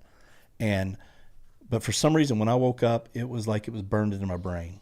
And I wish I would have at least, if I didn't give my official statement, I wish I would have recorded it that day, because it hadn't changed one bit. I mean, everything I said then, I said now. The only things I forgot I had put a ball cap on that night because I got rained on, and I'm real conscious about my hair, so I threw a hat on because it was all messed up. So I forgot about that. But other than that, it was like it was burned in me. So, but I waited 12 days to give a statement because I was in the hospital, then recovering on pain meds and all that. And so that became an issue because they were like, oh, it's a cover-up. Why do you wait so long to give a statement? I'm like, oh, my gosh, this is my statement. It hadn't changed. Every interview is the same. But so what did you ask me on that particularly? No, just what happens next. So you're injured. You stay up all night. You're in the hospital. I'm wondering, what happens when you realize this was turning into a national story? There were was it riots are starting up or the news is picking it up? So one of the first things I asked my wife, I was like, man, was anybody hurt? Because I didn't know. I didn't know if anybody had been shot in the apartment because, I was busy trying to tend to myself and stay alive. And they told me, yeah, it was a female. And I was like, crap. Because I knew when I came there, the taller one was probably a guy. I couldn't pick him out. But, you kind of knew. You can kind of tell body types. And I was like, man, because every cop's biggest fear is, or at least mine, I can't speak for everybody. My biggest fear in this career has always been, I don't want to accidentally shoot or kill the wrong person. I mean, that's just a thought that you're constantly playing, because there's been other times I could have been involved in shootings where people pulled guns, or I've been shot at in another warrant and didn't return fire because I couldn't see through what I was shooting at. And because the fear is always, I only want to do the right thing. I don't want to overstep these boundaries and in this position take somebody's life, because it's a pretty heavy burden. Yeah. And when that happened, I was like, oh my goodness. Because after Ferguson, every cop shooting that comes out now, we go, were they black or white? Not was it a good shoot or bad shoot, which should be all that matters. Color should not play any relevance to it, but it does. So ever since Michael Brown, that's the question, were they black or white? Well, I knew Brown was black because I'd seen her picture prior to this. And so I was like, my goodness, this ain't going to be good. I just kind of knew it. And however, COVID, the nation shut down on March 13th also. That's when everything shut down. President was on every day. Our governor was on every day. So it kind of got pushed down. And I think that's what our mayor and our police chief counted on. Oh, okay, well, if this is the big story, this will go away. Something else will come up. And then Ahmaud Arbery happened. And Ben Crump was hired on Ahmaud Arbery. Well, then after that, one of the attorneys on Brianna Taylor's case for her mother knew Ben Crump. She had worked with him on a case.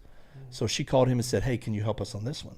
So he came into town, and then there had already been lies or misconceptions. And part of that was the police department's fault because they didn't share any information with Brianna Taylor's family either.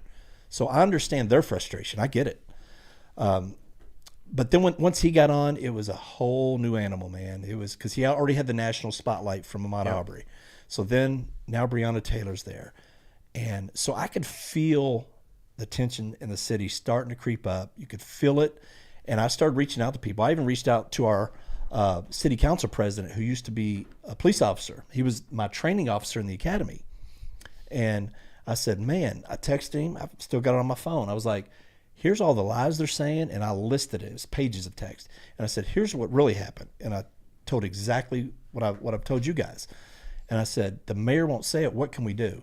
And he said, yeah, the mayor's refusing to say this stuff. I'll hold a press conference Monday and get it out. Never happened.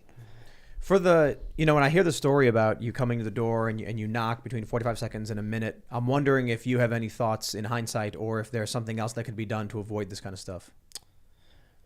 Probably the last 2 years. So I ran our major case unit before I had just transitioned to the parcel interdiction unit, because I was thinking, man, I've probably got 4 years left before I'm going to retire.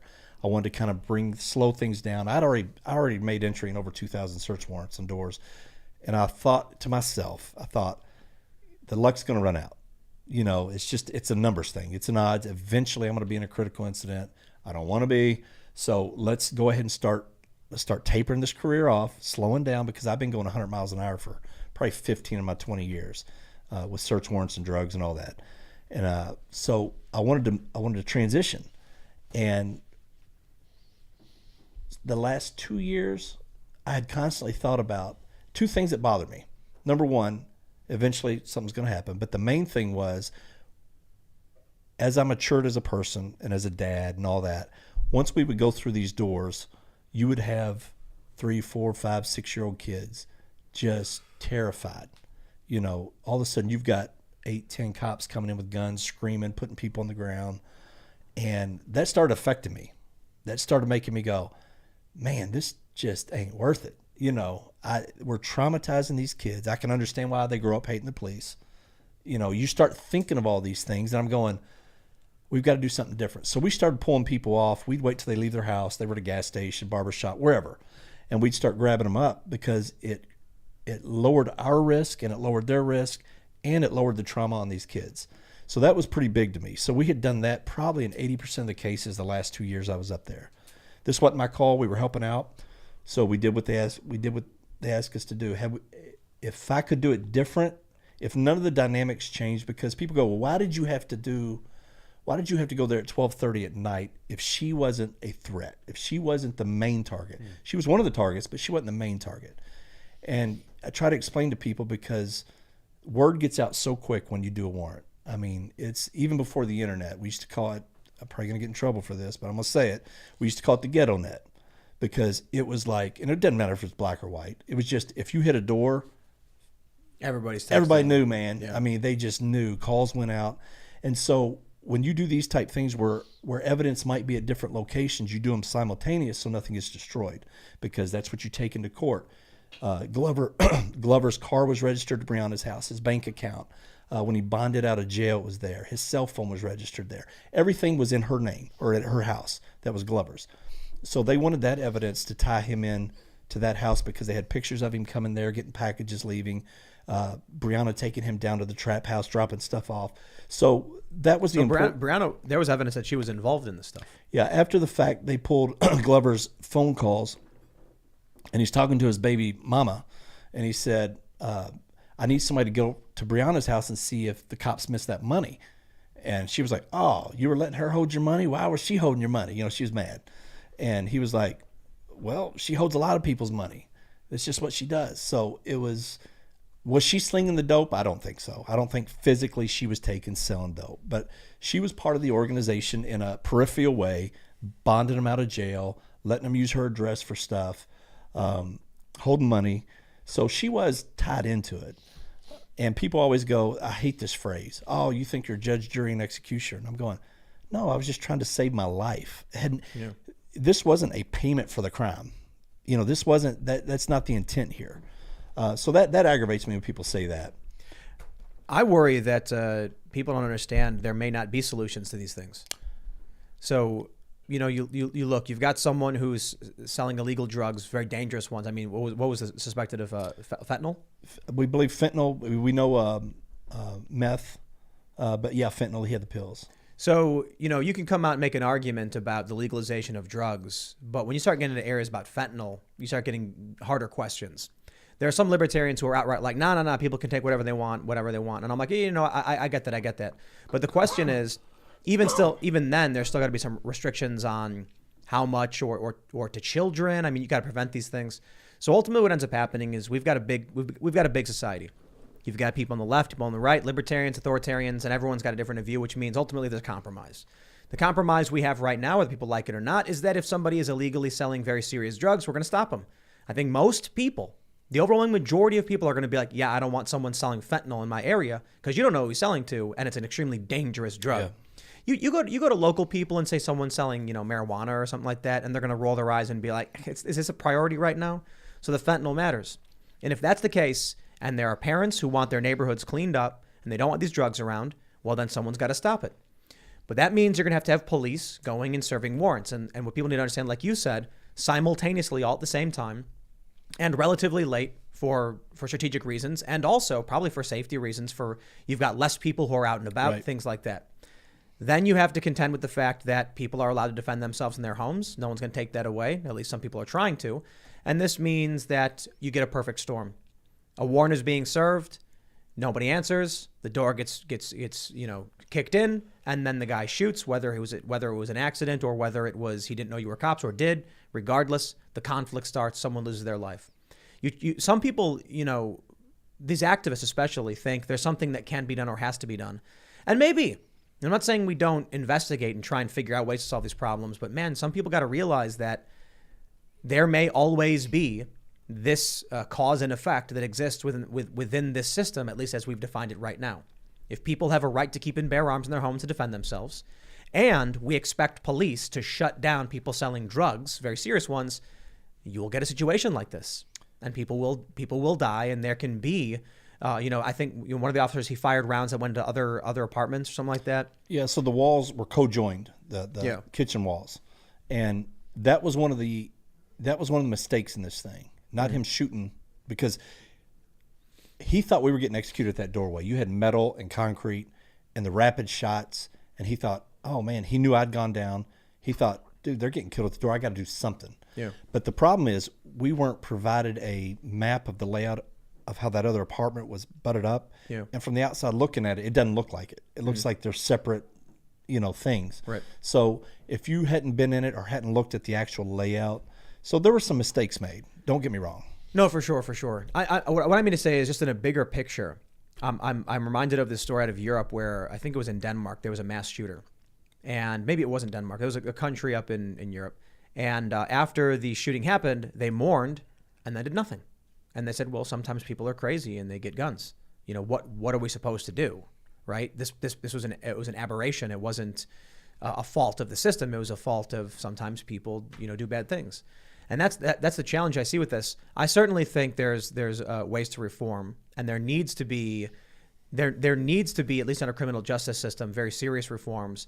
But my point is, if people are unwilling to confront the system in any meaningful way, and I mean like the rioters are not confronting it in any meaningful way, the system doesn't change.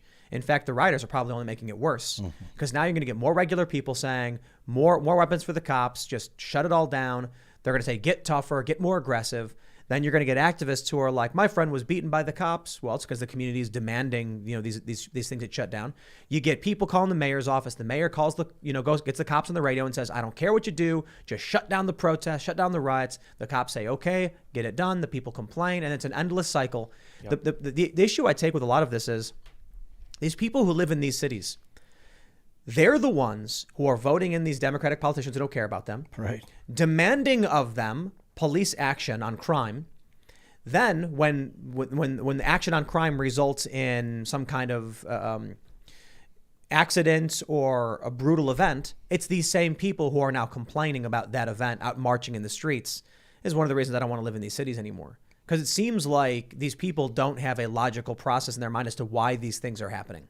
They just say, I don't understand why there's got to be crime. And I also don't understand why, cops are so mean. And I don't understand why people are getting beaten. And it's like, because people are shooting each other and because you want the shooting to stop. So the cops go out and the cops are scared of getting shot.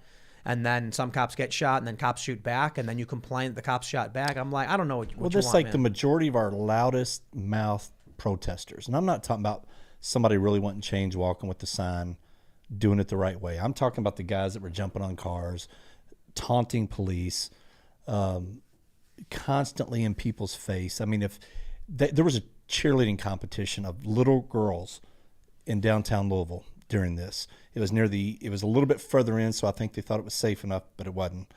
And these guys were getting in these parents and these kids' face and saying will rape your kids. I mean, all kinds of crazy stuff. And then they want to say the police are the problem.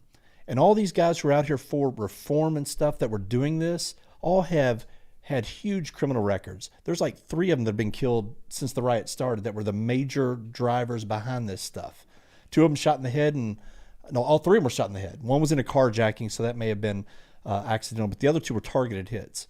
And the funny thing is the rumor in the city was all the people who disagree with the police were going, oh, the police are out here killing all the protesters. And we're going, you kidding me? Because they caught somebody on all of them, Well, there was in Ferguson. The lifestyle. I mean, in Ferguson, I believe it was they found a vehicle with someone killed in the front seat. I think that's what it was. It's been a minute. I don't know if you've heard that story or whatever.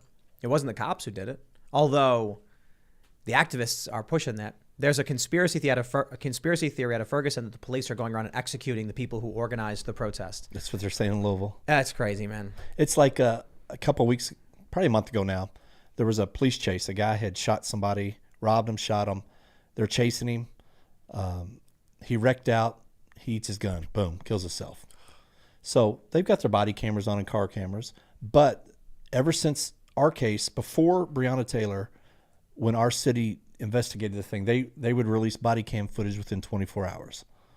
But in our case, they said since there was no body cam, they were like, well, we can't talk about the case. And I said, well, what's the difference in releasing body cam that shows everything or disputing the lies? Well, they didn't have an answer for it, naturally. But because since then the state police took over investigating because they were like, the protesters, that was one of their demands. We don't want LMPD investigating. Fine, well, let state police do it.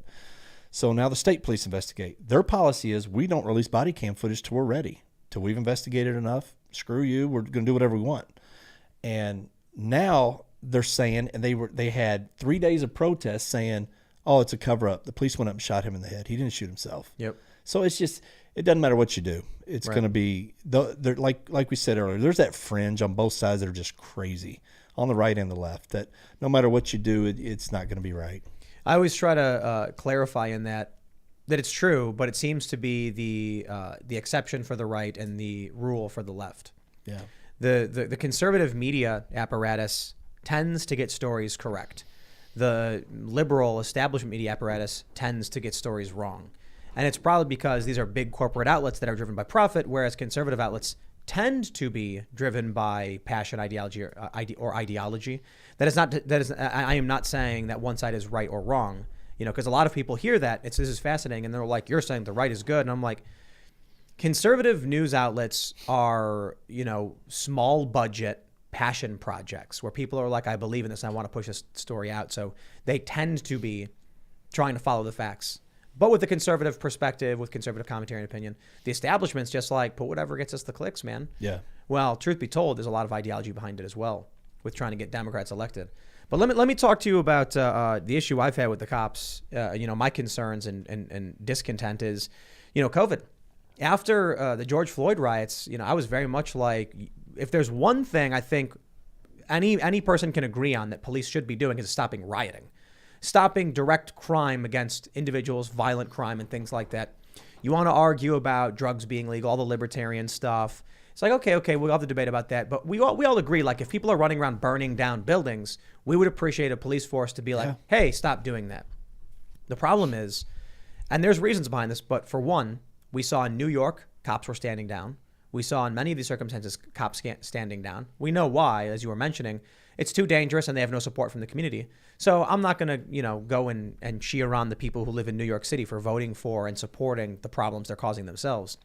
But when I saw the police, even local sheriffs, going to cafe owners and salon owners and arresting them or fining them or shutting down their businesses over COVID, I was like, nah, you lost me. You know, I can come out all day and say that the regular working class cop, you know, is not a racist, that those are media lies and narratives. These stories are few and far between. They're rare circumstances. But man, the stuff we saw around police shutting down people's livelihood, this was everywhere. You had Attila's gym. Cops showed up, shut him down, even arrested. I think one guy got arrested. The government issued all these fines, and the police are the ones backing it up. In North Jersey, you had a woman whose store was closed, and she was live streaming her products. Cops showed up and shut her down.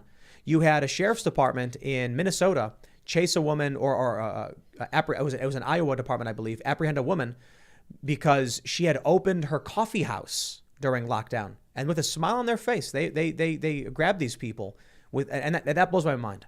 How is that? And you know, explain to me that mindset that you could be a cop and be like, how dare this lady do someone's hair? I'm gonna arrest her. That to me is insane. It is insane. I think, man, it's tough because I don't want to bash the cops, but you could look on my Twitter feed from months ago when this was happening, and I said the same thing. I said, guys, you're being played. They are using you as their henchmen, and you're being played. You've got to do the right thing. Everybody stand down. But I also think there's got to be some responsibility on the other side too, for the people that want to make a point. Like when you go into a restaurant that's private and they go, hey, I've got to abide by this, or the police will come in and fine me if I don't. And they're like, screw that. I want my food, but I can't because you're not abiding by this, even though it's an unlawful mandate. I agree with that. But neither should have fear of serving or getting food.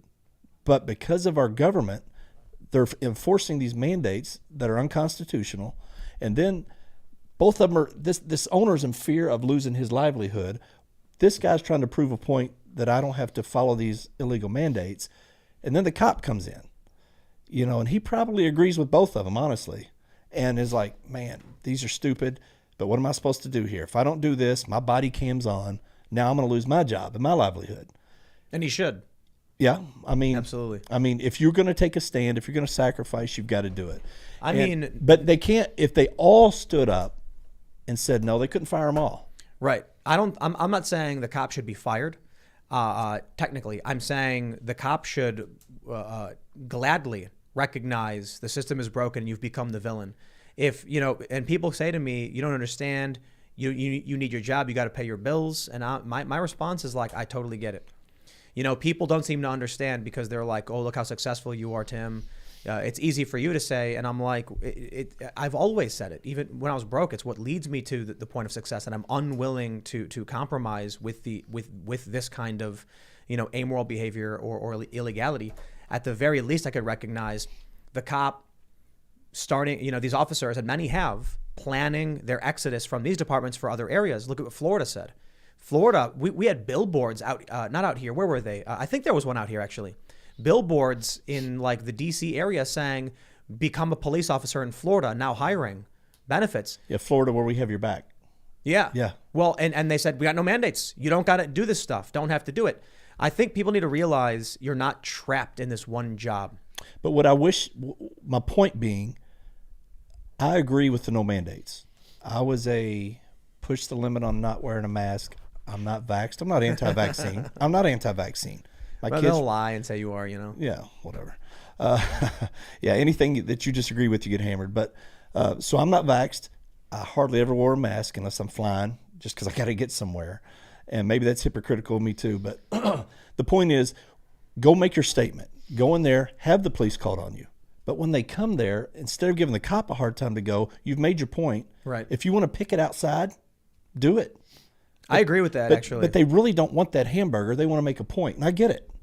But do it where you're not harming the other people that kind of agree with you. You know, we have a lesson in skateboarding when we were little. It's when younger. When you're skateboarding in the streets, meaning you're going to corporate buildings or you're at loading docks behind, you know, warehouses, you can skate, and as soon as you see a security guard, you leave. Yeah. When the security guard walks up and says, "Hey, you can't skate here," go, "Sorry about that," and you leave.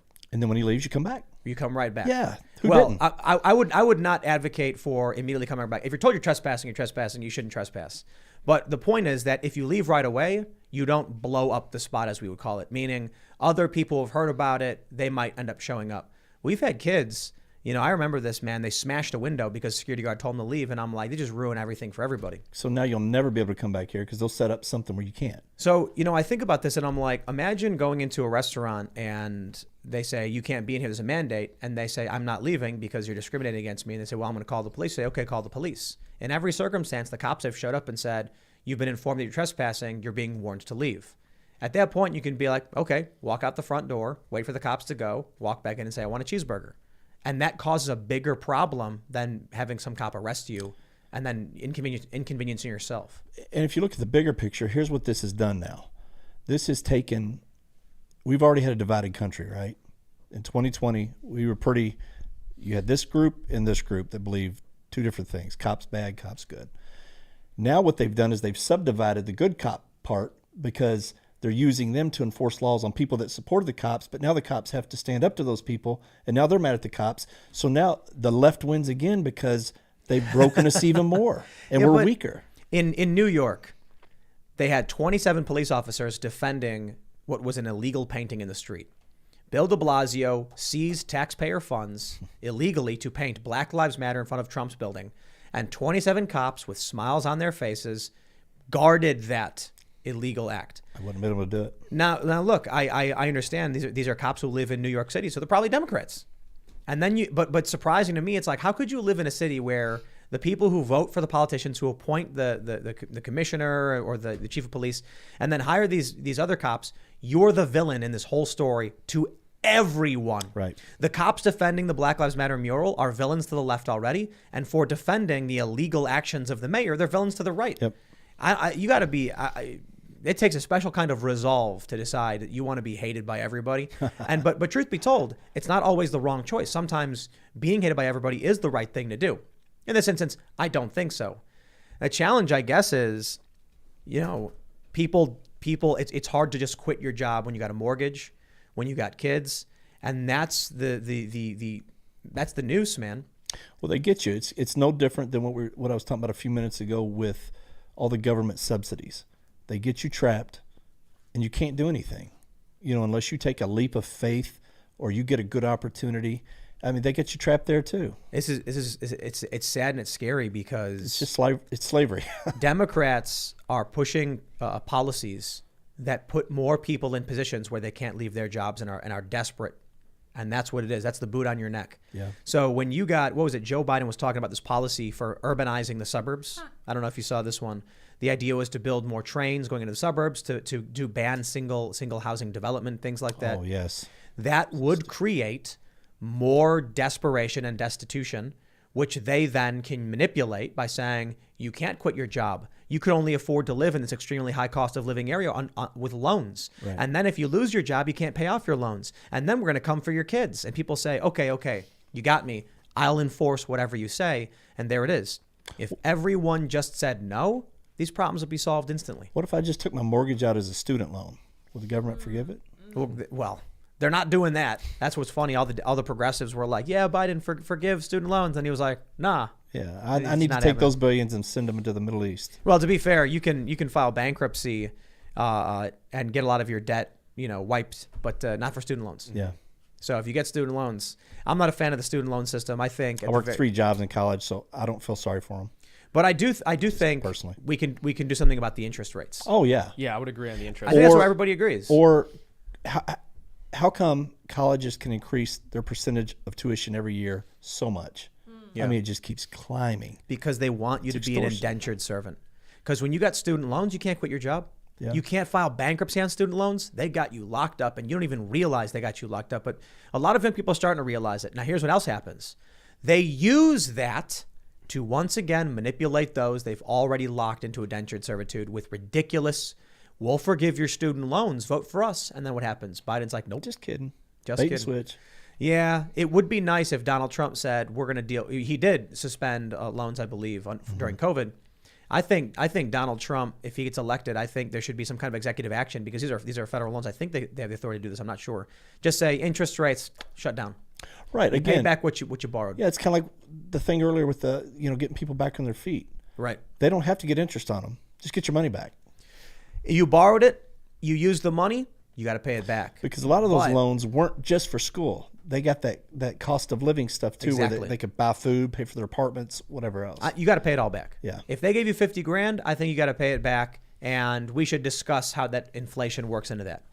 However, I know people who have taken out like 20,000 in loans, and now they own 40, and they've already paid back 40. And it's That's just like, insane. yeah, these stories are insane. Right. So I think you got to a lot of the. I think the populist right understands all of this. I think conservative Inc. often doesn't. The more like establishment, not so much establishment, but a lot of these conservatives say like, yeah, those are your responsibility. You took out the loans, you signed the contract. And I'm like, that's true. I agree with that. I don't agree with making someone pay back 40 grand on a $17,000 loan. That's insane. Yeah, now we're getting to the point where the point of school loans and the reason you can't be declaring bankruptcy, in my opinion, or what I thought, was that we're going to help kickstart your life to get you a good skill set, good career. Crippling them so they can't have families and buy houses is just bad for Instead everybody. the government turned into the mafia. Yeah. It'll never get me paid off. Yeah, well, and of course, these loans are subsidized by the government. The entire idea is they're going to guarantee the student loans, and that's only resulted in colleges raising tuition costs. And now you have instances where someone will borrow $20,000, they'll end up paying back $40,000. You just have to ask the question: is it really a productive use of economic resources to have entire groups of people whose career is to live off of the interest of loans that were lent out prior that have already been more than paid back? Is that really the best use of human willpower and thought and labor for someone to just be in a position where they're living off of interest? Think about it. I don't think so. We're wondering why it is that a police officer is going to arrest someone who owns a salon, and that's why. And if you are an authoritarian in government, the last thing you want is for police officers, especially, to say, men of good conscience do not follow unjust orders. But when they say, we'll take your kids, we'll take your house, and you'll be on the street, then you'll see how quickly people are willing to bend over backwards. Yeah, and also, I mean, it makes sense, again, given the way inflation works, to charge some level of interest on a loan. But, once you're paying back significantly more than you took out, I think it's pretty criminal. And also, when you look at real estate, yeah, I mean, a lot of people are in debt because they're paying off a mortgage, but they're building equity. You look at these people who have way overpaid for these degrees that are really useless. And for someone's, for these banks to be getting rich off of this government policy is just a redistribution of wealth from taxpayers and from these young people who took loans out to the big banks. I just don't see how conservatives could consider that to be acceptable. It's big government intervening on behalf of business and on behalf of the banks to protect their profits or give them more. What's the problem? Big government. Their hands in way too much. I think we need a very small federal government, and they're trying to control everything. But I do think there's something, the tides have turned. I do think that freedom, honesty, and integrity, I think that's winning. A lot of these moral values they're probably viewed as conservative because I don't know if you've ever looked at Jonathan Haidt's moral foundations research. No. There's 6 moral foundations. The left has 2, care and fairness. So they don't have authority, they don't have loyalty, they don't have purity, and they don't have liberty. Those are I believe those are the other ones. I could be making a mistake, but I'm pretty sure that's it. Conservatives have all of them, all 6, in fairly equal amounts. My favorite point here is that libertarians have 1. Just liberty. Like, seriously, libertarians, like when they initially had 5 moral foundations, then realized something was missing because some people had nothing. And they're like, what is this? And it was like, because they only care about people being allowed to do their own thing and be left alone. And libertarians, there was who was it? Someone got booed for saying that you should be allowed to sell drugs to kids. Austin Peterson. Right, That they booed him. That was Austin Peterson. Okay, dude. And to be fair, I think they were rejecting his framing, but still a very funny moment. Gary Johnson tweeted, like the Libertarian Party of New Hampshire said, like, bring back child labor. Maybe it was Gary Johnson who was booed. Maybe it wasn't Austin Peterson. I need to double check. The Libertarian Party of New Hampshire said, legalize child labor. Yeah. And Gary Johnson was like, no, like this is not what we need. And then it's like people are You see the slippery slope because now with the, trying to teach these kindergartners about transsexuals and sex, period. That Where does it stop? Where do you draw the line and go, okay, this is it, no more? well, that's a whole other conversation, right? Yeah. But the point I'm bringing up with the moral foundations is that a lot of the things that we want to be winning are typical of conservatives, like loyalty, and purity is another moral foundation. Purity meaning like you don't want children being abused or exposed. But this is not a moral foundation that exists among the left for the most part, so it's typically conservative. But my point was, I think these moral foundations are starting to win. And I think it has a lot to do with the internet, with podcasts, the ability of people to form communities online. But what needs to happen more of, which is happening, is people standing up, speaking up, and just standing firm and saying, I'm not going to do something that is a violation of these foundations. Because what I will tell you is, if the moral foundations, the 6 that are winning, indicate that conservatives tend to be winning, and conservative isn't necessarily the right answer because libertarian, post-liberal, conservative, but it just means that ideas like loyalty are winning. That's not, with that not being on the left, you can understand why the left is angry about it and why the left would force or convince a conservative or libertarian to abandon a moral foundation for personal gain. So if you're a conservative and you have all of the moral foundations and loyalty is something that's important to you, and then you see something that is an egregious violation of, say, loyalty to the country, that doesn't mean blind loyalty. It means like we're going to stand by and support, our troops. We're going to stand by and support our law enforcement who are genuinely trying. Again, not blindly, right, legitimately. The left would say, no, don't do that. Don't be loyal to your community. When we say with the boot on your neck, you're not allowed to sell coffee, we want you to abandon your moral foundations and do what we want because we have none. And because of the way they've put the boot down, you've got cops who are like, yes, sir, whatever you say. And that's horrifying. But if people just assert themselves, without repeating myself, the point is, I think the moral foundations typically associated with the right are winning. And that means, given a long enough period of time, things are going to genuinely improve. Unless nukes, I guess. Yeah. But, that's a whole other conversation. Or you got to go back to the school thing. If the indoctrination doesn't change in the schools, and not just sexual stuff, but I'm talking about just overall the thinking. There's no critical thinking being taught. Yeah, everything's just regurgitation. It's Here's what to feelings. believe. You're going to do it. Okay, that's what we believe. We want critical thinking. They want critical feelings. They want you. How do you feel? How do you feel about something? Yeah. And it's like, it's like an archaic way of living. We logic, reason, understanding, compassion. These things came together to help make humanity strive and stronger and successful. And now they're like, no, do away with the things that helped us, and just go back to just how things feel. That's why when I interviewed with Strahan, we got into a big argument over it because he was like, yeah, well, I just feel this. Black people just feel this. And I went, well, Michael, your feelings are important, but just because you feel it doesn't mean it's true. Right.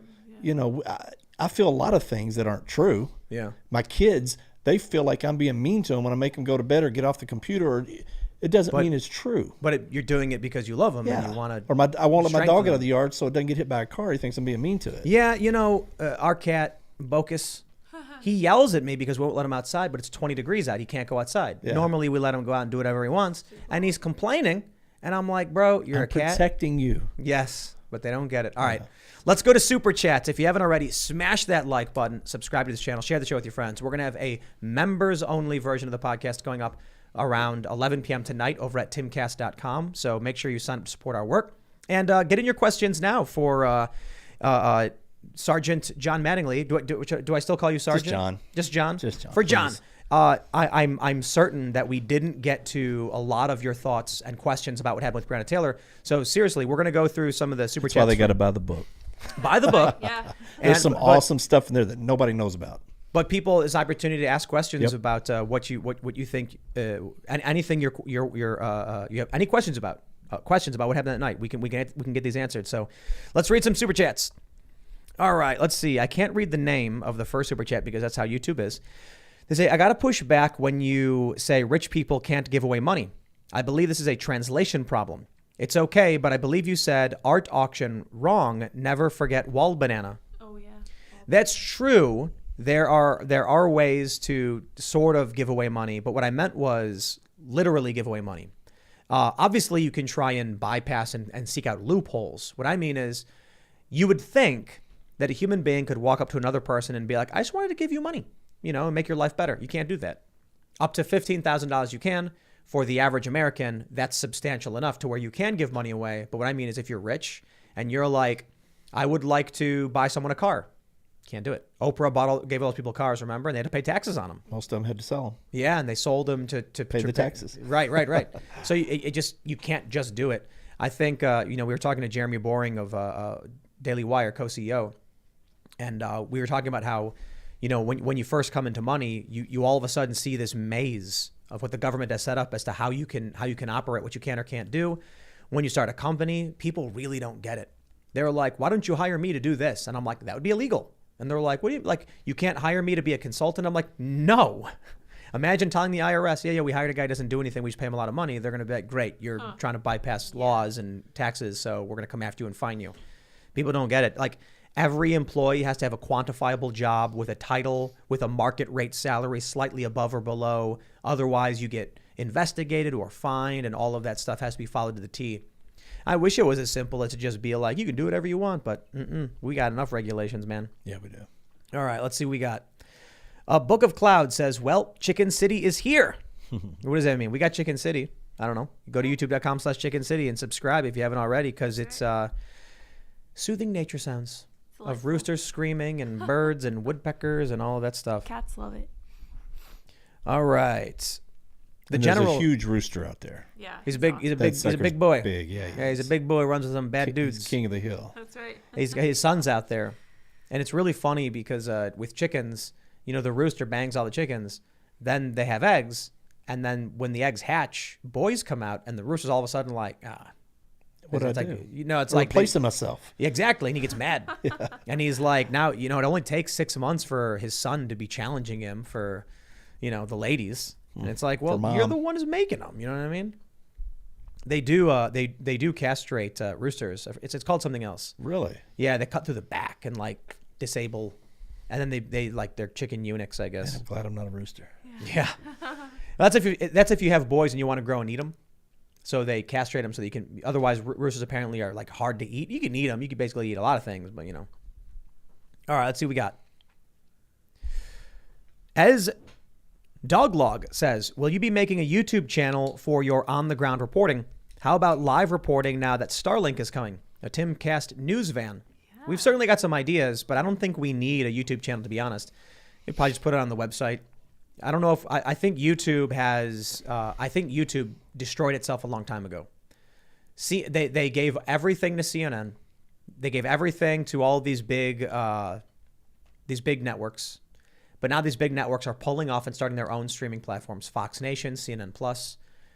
So YouTube has shown disloyalty to those who are using their platform. If I'm going to launch something new, it ain't going to be on YouTube. It's going to be on Rumble, or it's going to be on the website. And I'm talking about like substantive stuff. Obviously, we'll still put our stuff on YouTube, like Inverted World will go up there, Pop Culture Crisis. Yeah, but do you think we're not treating it Rumble that way. will ever get up to be able to pay you like YouTube does? Well, that's the problem with a lot of people. It's kind of like the thing we were talking about earlier with cops. People think, well, YouTube's censoring these people, and I'm ticked off at YouTube, but I can't leave because that's my financial source. So YouTube pays well, but I will say the real benefit from YouTube is marketing, and that's it. But they're not doing that anymore. So obviously, we make money on YouTube. We make most of our business is supported through memberships. So if we got banned from YouTube tonight, we would be completely fine, able to keep operating. It would be pretty bad. Crowder got booted out of the partner program, but he was like, we're good. We're going to keep doing our thing like normal. And then eventually he got let back in. So, but YouTube has really hurt itself. Now that all of these companies are launching their own platforms, they're taking their content off of YouTube and they're putting it on their own shows. YouTube's going to be left holding an empty bag. Because YouTube and YouTube will have no choice but to try and do YouTube Originals, which failed because it just doesn't work. YouTube is not a streaming service the way they want it to be. So the more they spit in our faces, I got to be honest. You've got a bunch of political commentators. You've got a bunch of big YouTubers, and YouTube should be doing everything to kiss their asses because CNN Plus launched today, and that means their authoritative news source. I guarantee you the president of CNN or whatever is probably like, how do we get our views off of YouTube and onto our platform? We have similar discussions. How do we get people to watch more on timcast.com and head over to timcast.com? Well, this show is live on YouTube. Then it gets uploaded, and we use YouTube's infrastructure because it actually does save us a lot of money. For CNN, who's already backed and worth, hundreds of millions or whatever dollars and has all this access, they don't need YouTube's infrastructure, and they're going to pull out, and then YouTube's going to be sitting there saying, who's our news source? People are going to go there and search CNN. It ain't going to come up. Or something will, but it'll be, hey, go to CNN.com for more information. And then they have these shows, which are long form, and they're treating us like trash. So we'll see how things go. Ben Dover says, will of the people. I'm an expert in empathy. I'm Irish. Yes. It's true. There you go. That's right. If you haven't already, search Will of the People Timcast and listen to the music video. We put this out in November 2nd of 2020. It's becoming particularly relevant now because of the whole Muse thing. And we do have a couple songs that are entering the animation phase. They've already been storyboarded.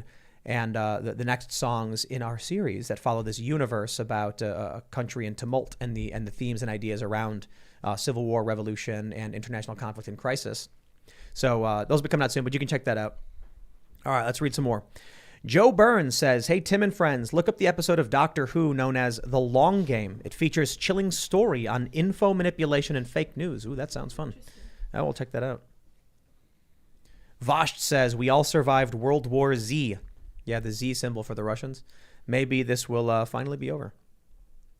Joseph says, you wrote Will of the People, Tim. You must understand to some degree no one has the answer key to this existence. We move the world through our choices. I believe in what you're doing. Heart, appreciate it.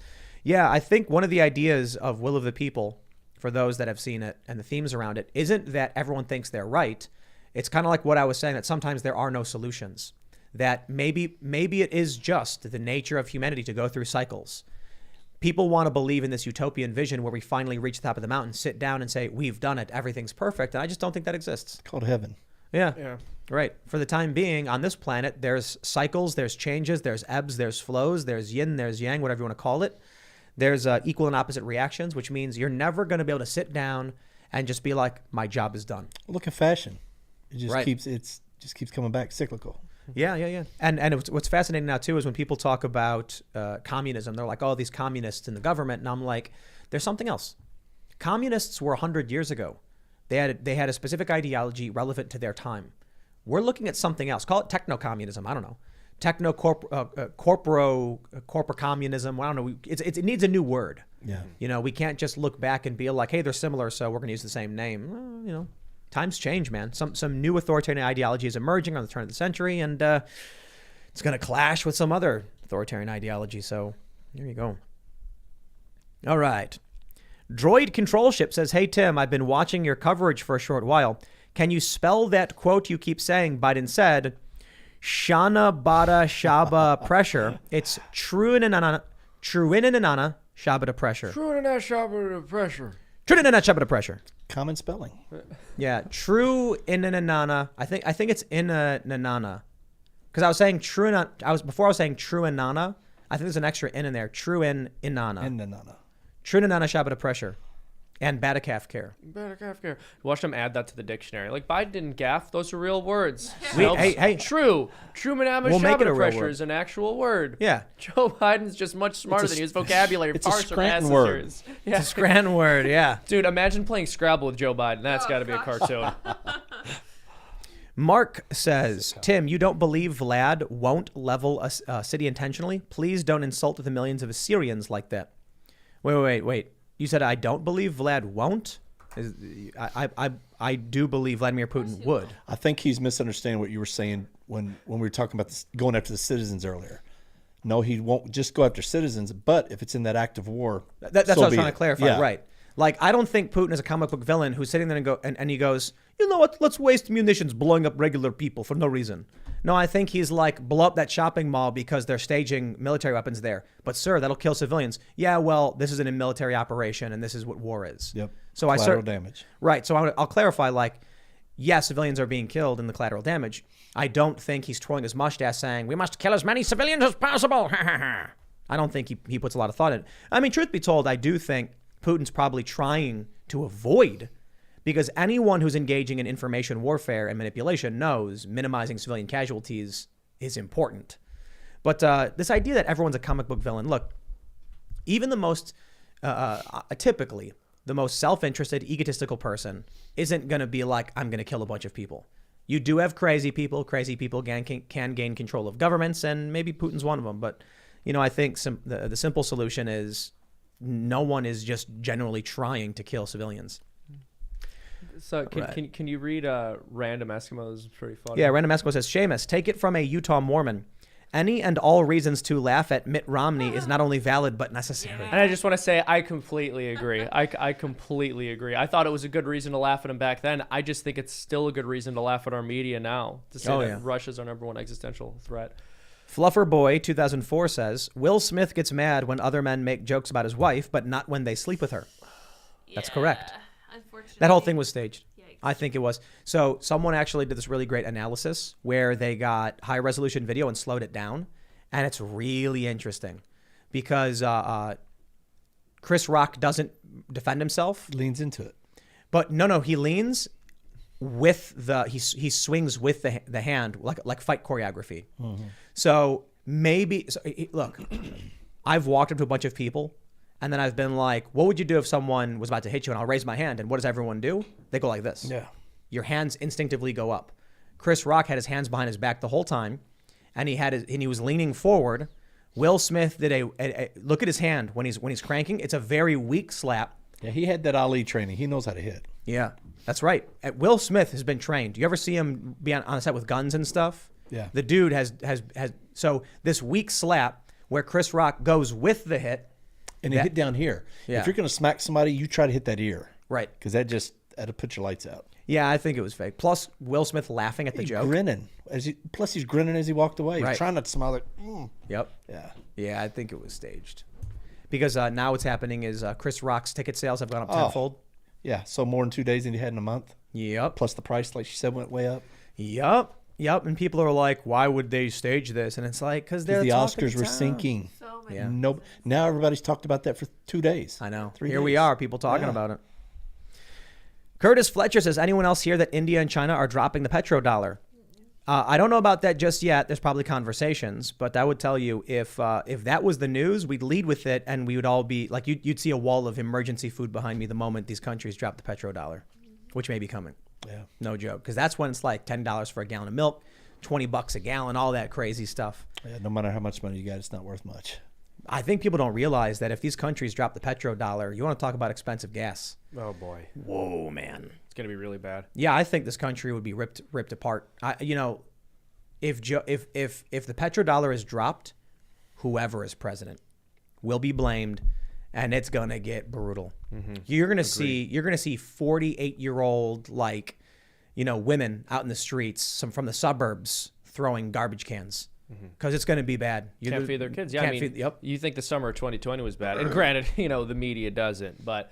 If you're a reasonable person who saw the summer of 2020 and said, I don't like that, I don't want more of that, oh my goodness, if the petrodollar gets dropped, that's not going to look like it was anything. I mean, that's going to look like a small skirmish. And I have talked to several media members who got up and did what these cops did with the mandates, and they read their teleprompter, and they totally disagree with it, but to keep their job, they read the teleprompter. All right. It's the same crap. We got this from S. Thiemann. He says, 30-year Louisville KY resident, LMPD have a tough job and a spineless Mayor Fisher. Thank you, Officer Mattingly, for your service. Well, thank you. Appreciate it. All right.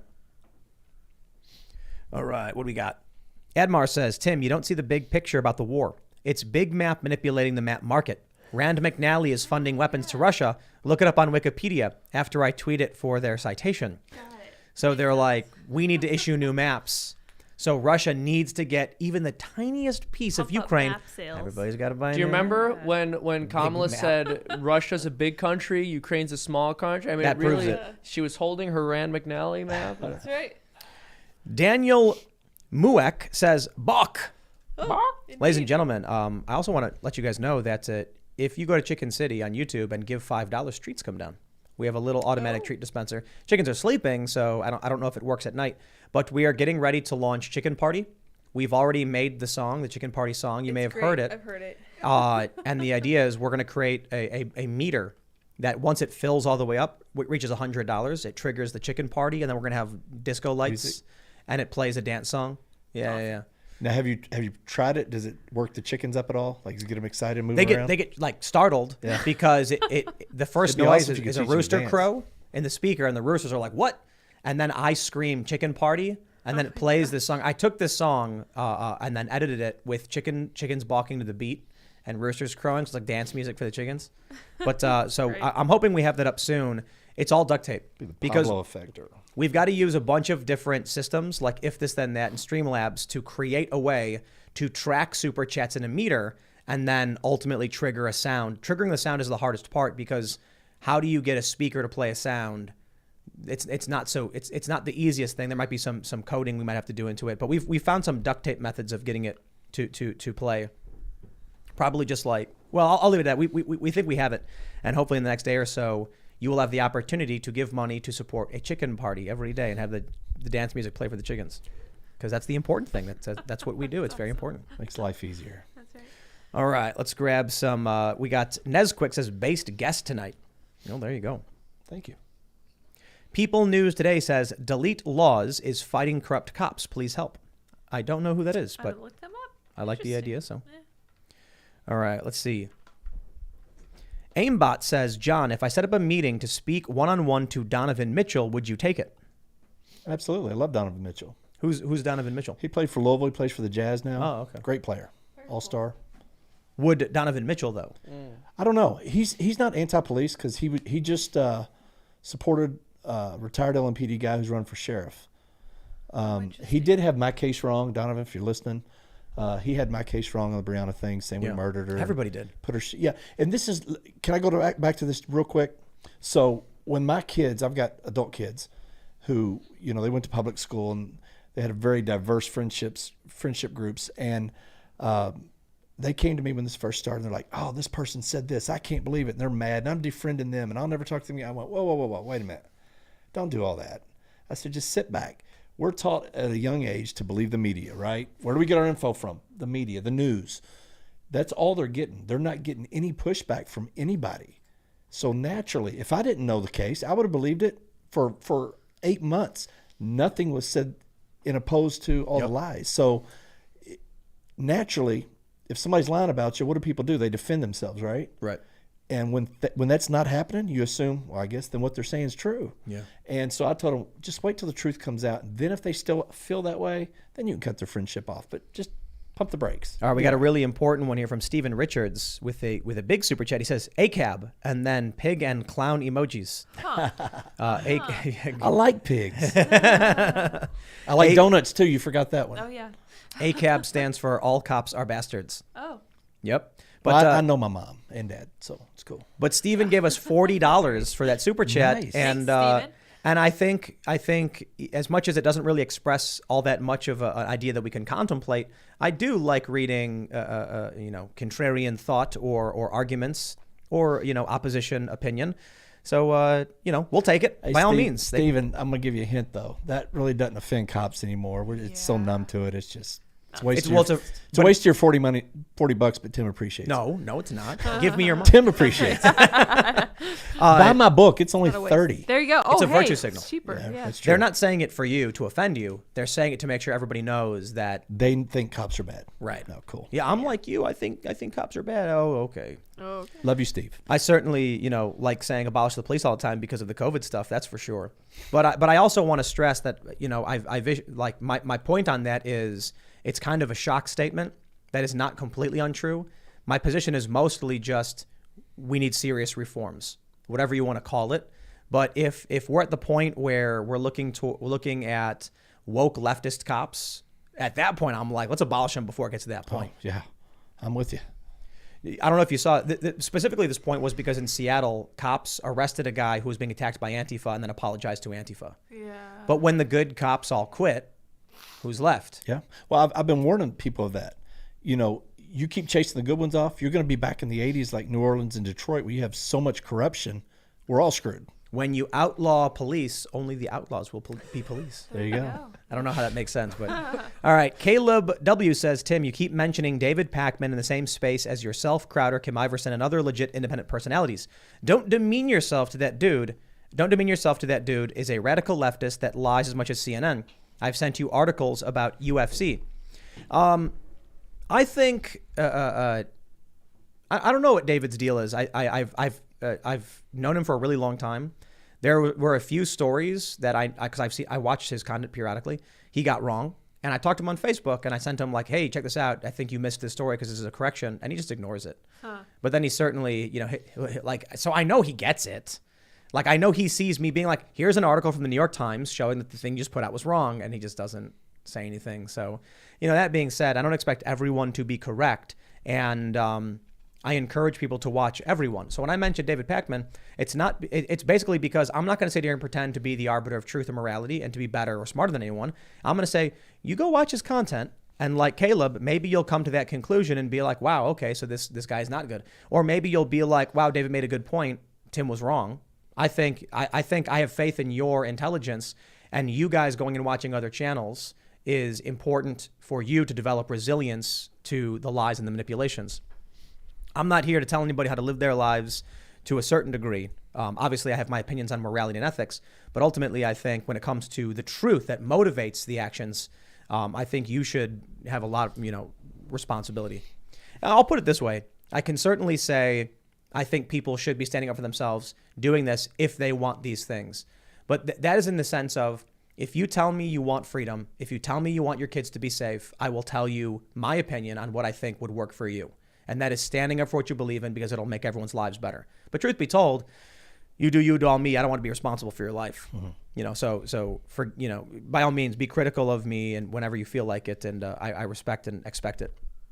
All right. DJ Medeiros says, Tim, Star Trek Enterprise in a Mirror Darkly. Good episode. Is a great episode as Star Trek. It's as great an episode as Star Trek's DS9 in the Pale Moonlight. You've seen it?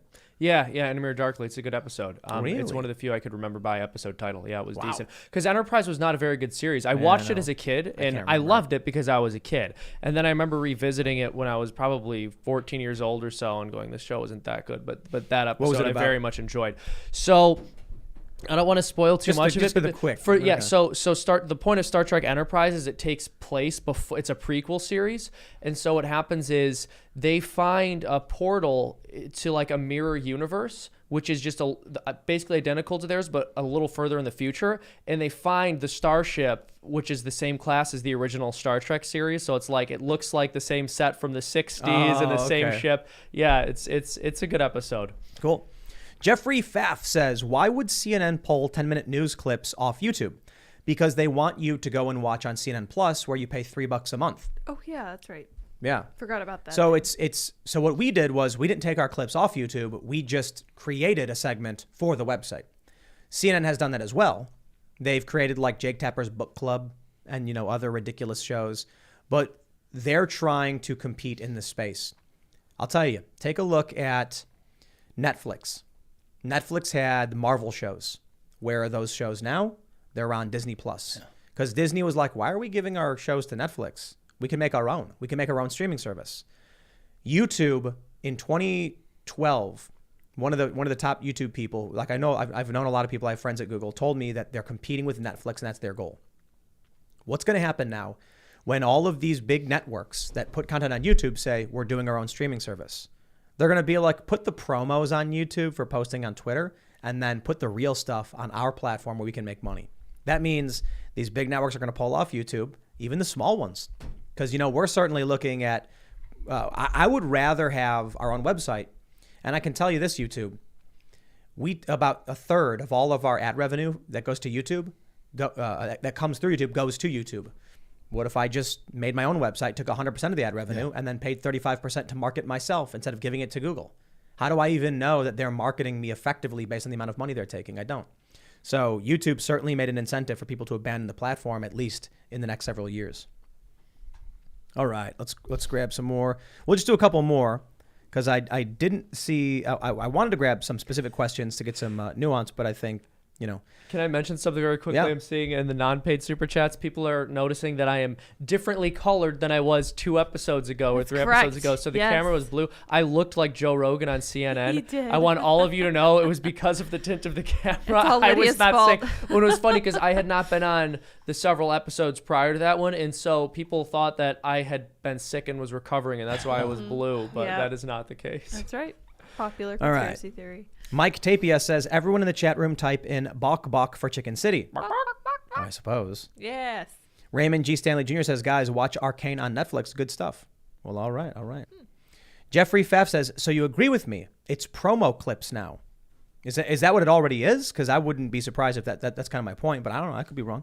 All right, ladies and gentlemen, we're going to go and record this members-only podcast for all of our members. Head over to timcast.com and join the movement. Yes. Yeah. Well, so what we're doing is we're trying to expand. We're trying to make culture very much like the Daily Wire is doing. Our intent is to expand as much as we can. The challenge is I am but one humble man trying to do this, which means we've got to figure out strategic ways of expansion, which means we got to hire people, project managers, producers, and all this stuff. And it is difficult to manage because we're certainly not we're nowhere near as big as the Daily Wire. They're massive, but we hope to get to that point. I'm a big fan of what they're doing culturally. And with your support at timcast.com, we're going to be able to do a lot more of this. So we have plans for events. Our mobile studio our new mobile studio is currently being built. We're planning a trip out to the Daily Wire, I believe soon, to hang out at their studios and do some collaborations. And bully Michael Knowles. That's right. And bully Michael plan. Knowles, I suppose. And play some music with him. But if you guys want to support us, you'll get this members-only podcast coming up just about 11 p.m., so check it out. You can follow the show at Timcast IRL. You can follow me personally at Timcast. John, you want to shout anything out? You got a book? You got social media? Yeah, 12 Seconds in the Dark. You can get it anywhere you can buy books, whether it be Amazon, Target, Walmart online. It's in stores at Books and Noble and Books or Barnes and Noble and Books a Million. So yeah, get the book. Any social media, it's at Sergeant Mattingly, at SGTMATTINGLY. That's anywhere from Facebook, Twitter, Instagram, all that. Right on. I'm Seamus Coughlin. I run a YouTube channel called Freedom Tunes. We release an animated cartoon every single week, sometimes twice a week. We're doing a tune this week on the issue of men competing in women's sports because they've called themselves women, and sort of this like very milquetoast response you get from a lot of conservatives who won't even go as far as to say that. So check it out. I think you guys will enjoy it. Go over there and subscribe. Love you all. Thanks for tuning in. Thank you guys all for tuning in on this insightful evening. You guys may follow me on Twitter at sourpatchlids and on minds.com. I also have what is kind of like a link tree. It's sourpatchlids.me, and that has all my social media. You guys can check it out there. Make sure you head over, in the meantime, to youtube.com/Chicken City and subscribe. Right now, what you'll see is the IR camera showing sleeping chickens. But throughout the day, it's quite fun. And truth be told, a lot of people are saying we have like 17,500 subscribers on this channel in like 3 weeks. Because people, here's the truth. When people are at work and they're just like in the office or whatever, putting it on in the background, you hear like woodpeckers and you hear like birds tweeting, and you'll hear like a train horn, and then you'll hear Sasquatch. Then you'll hear me screaming at the chickens. You'll hear my conversations as I'm outside the door. Yeah, It's great. But people like the background nature sounds, which is really what makes Chicken City work. And then also the chickens are hilarious, and you can give them treats, and then they run around doing chicken stuff. So they're quite silly things. And the best part is they just poop where they walk. They'll just literally walk and then just. So anyway, thanks for hanging out, everybody. We're gonna record like Joe this. Biden. That's right. Little Joe Biden's walking around. Yeah, they do. When the rooster jumps in the back of the hens, they do call it the old Biden sniff. Oh, that is No, they do. really In the chat room, they call it really- giving the old Biden, because the rooster bites the neck Yeah. of the hen, and it looks like Like he's buried in it, sniffing. he's got his head, like he did that one time. Anyway, One time? that Come on now. yes, we must be fair. Head over to timcast.com. We'll see you all over there in a little bit. Thanks for hanging out. Bye, guys.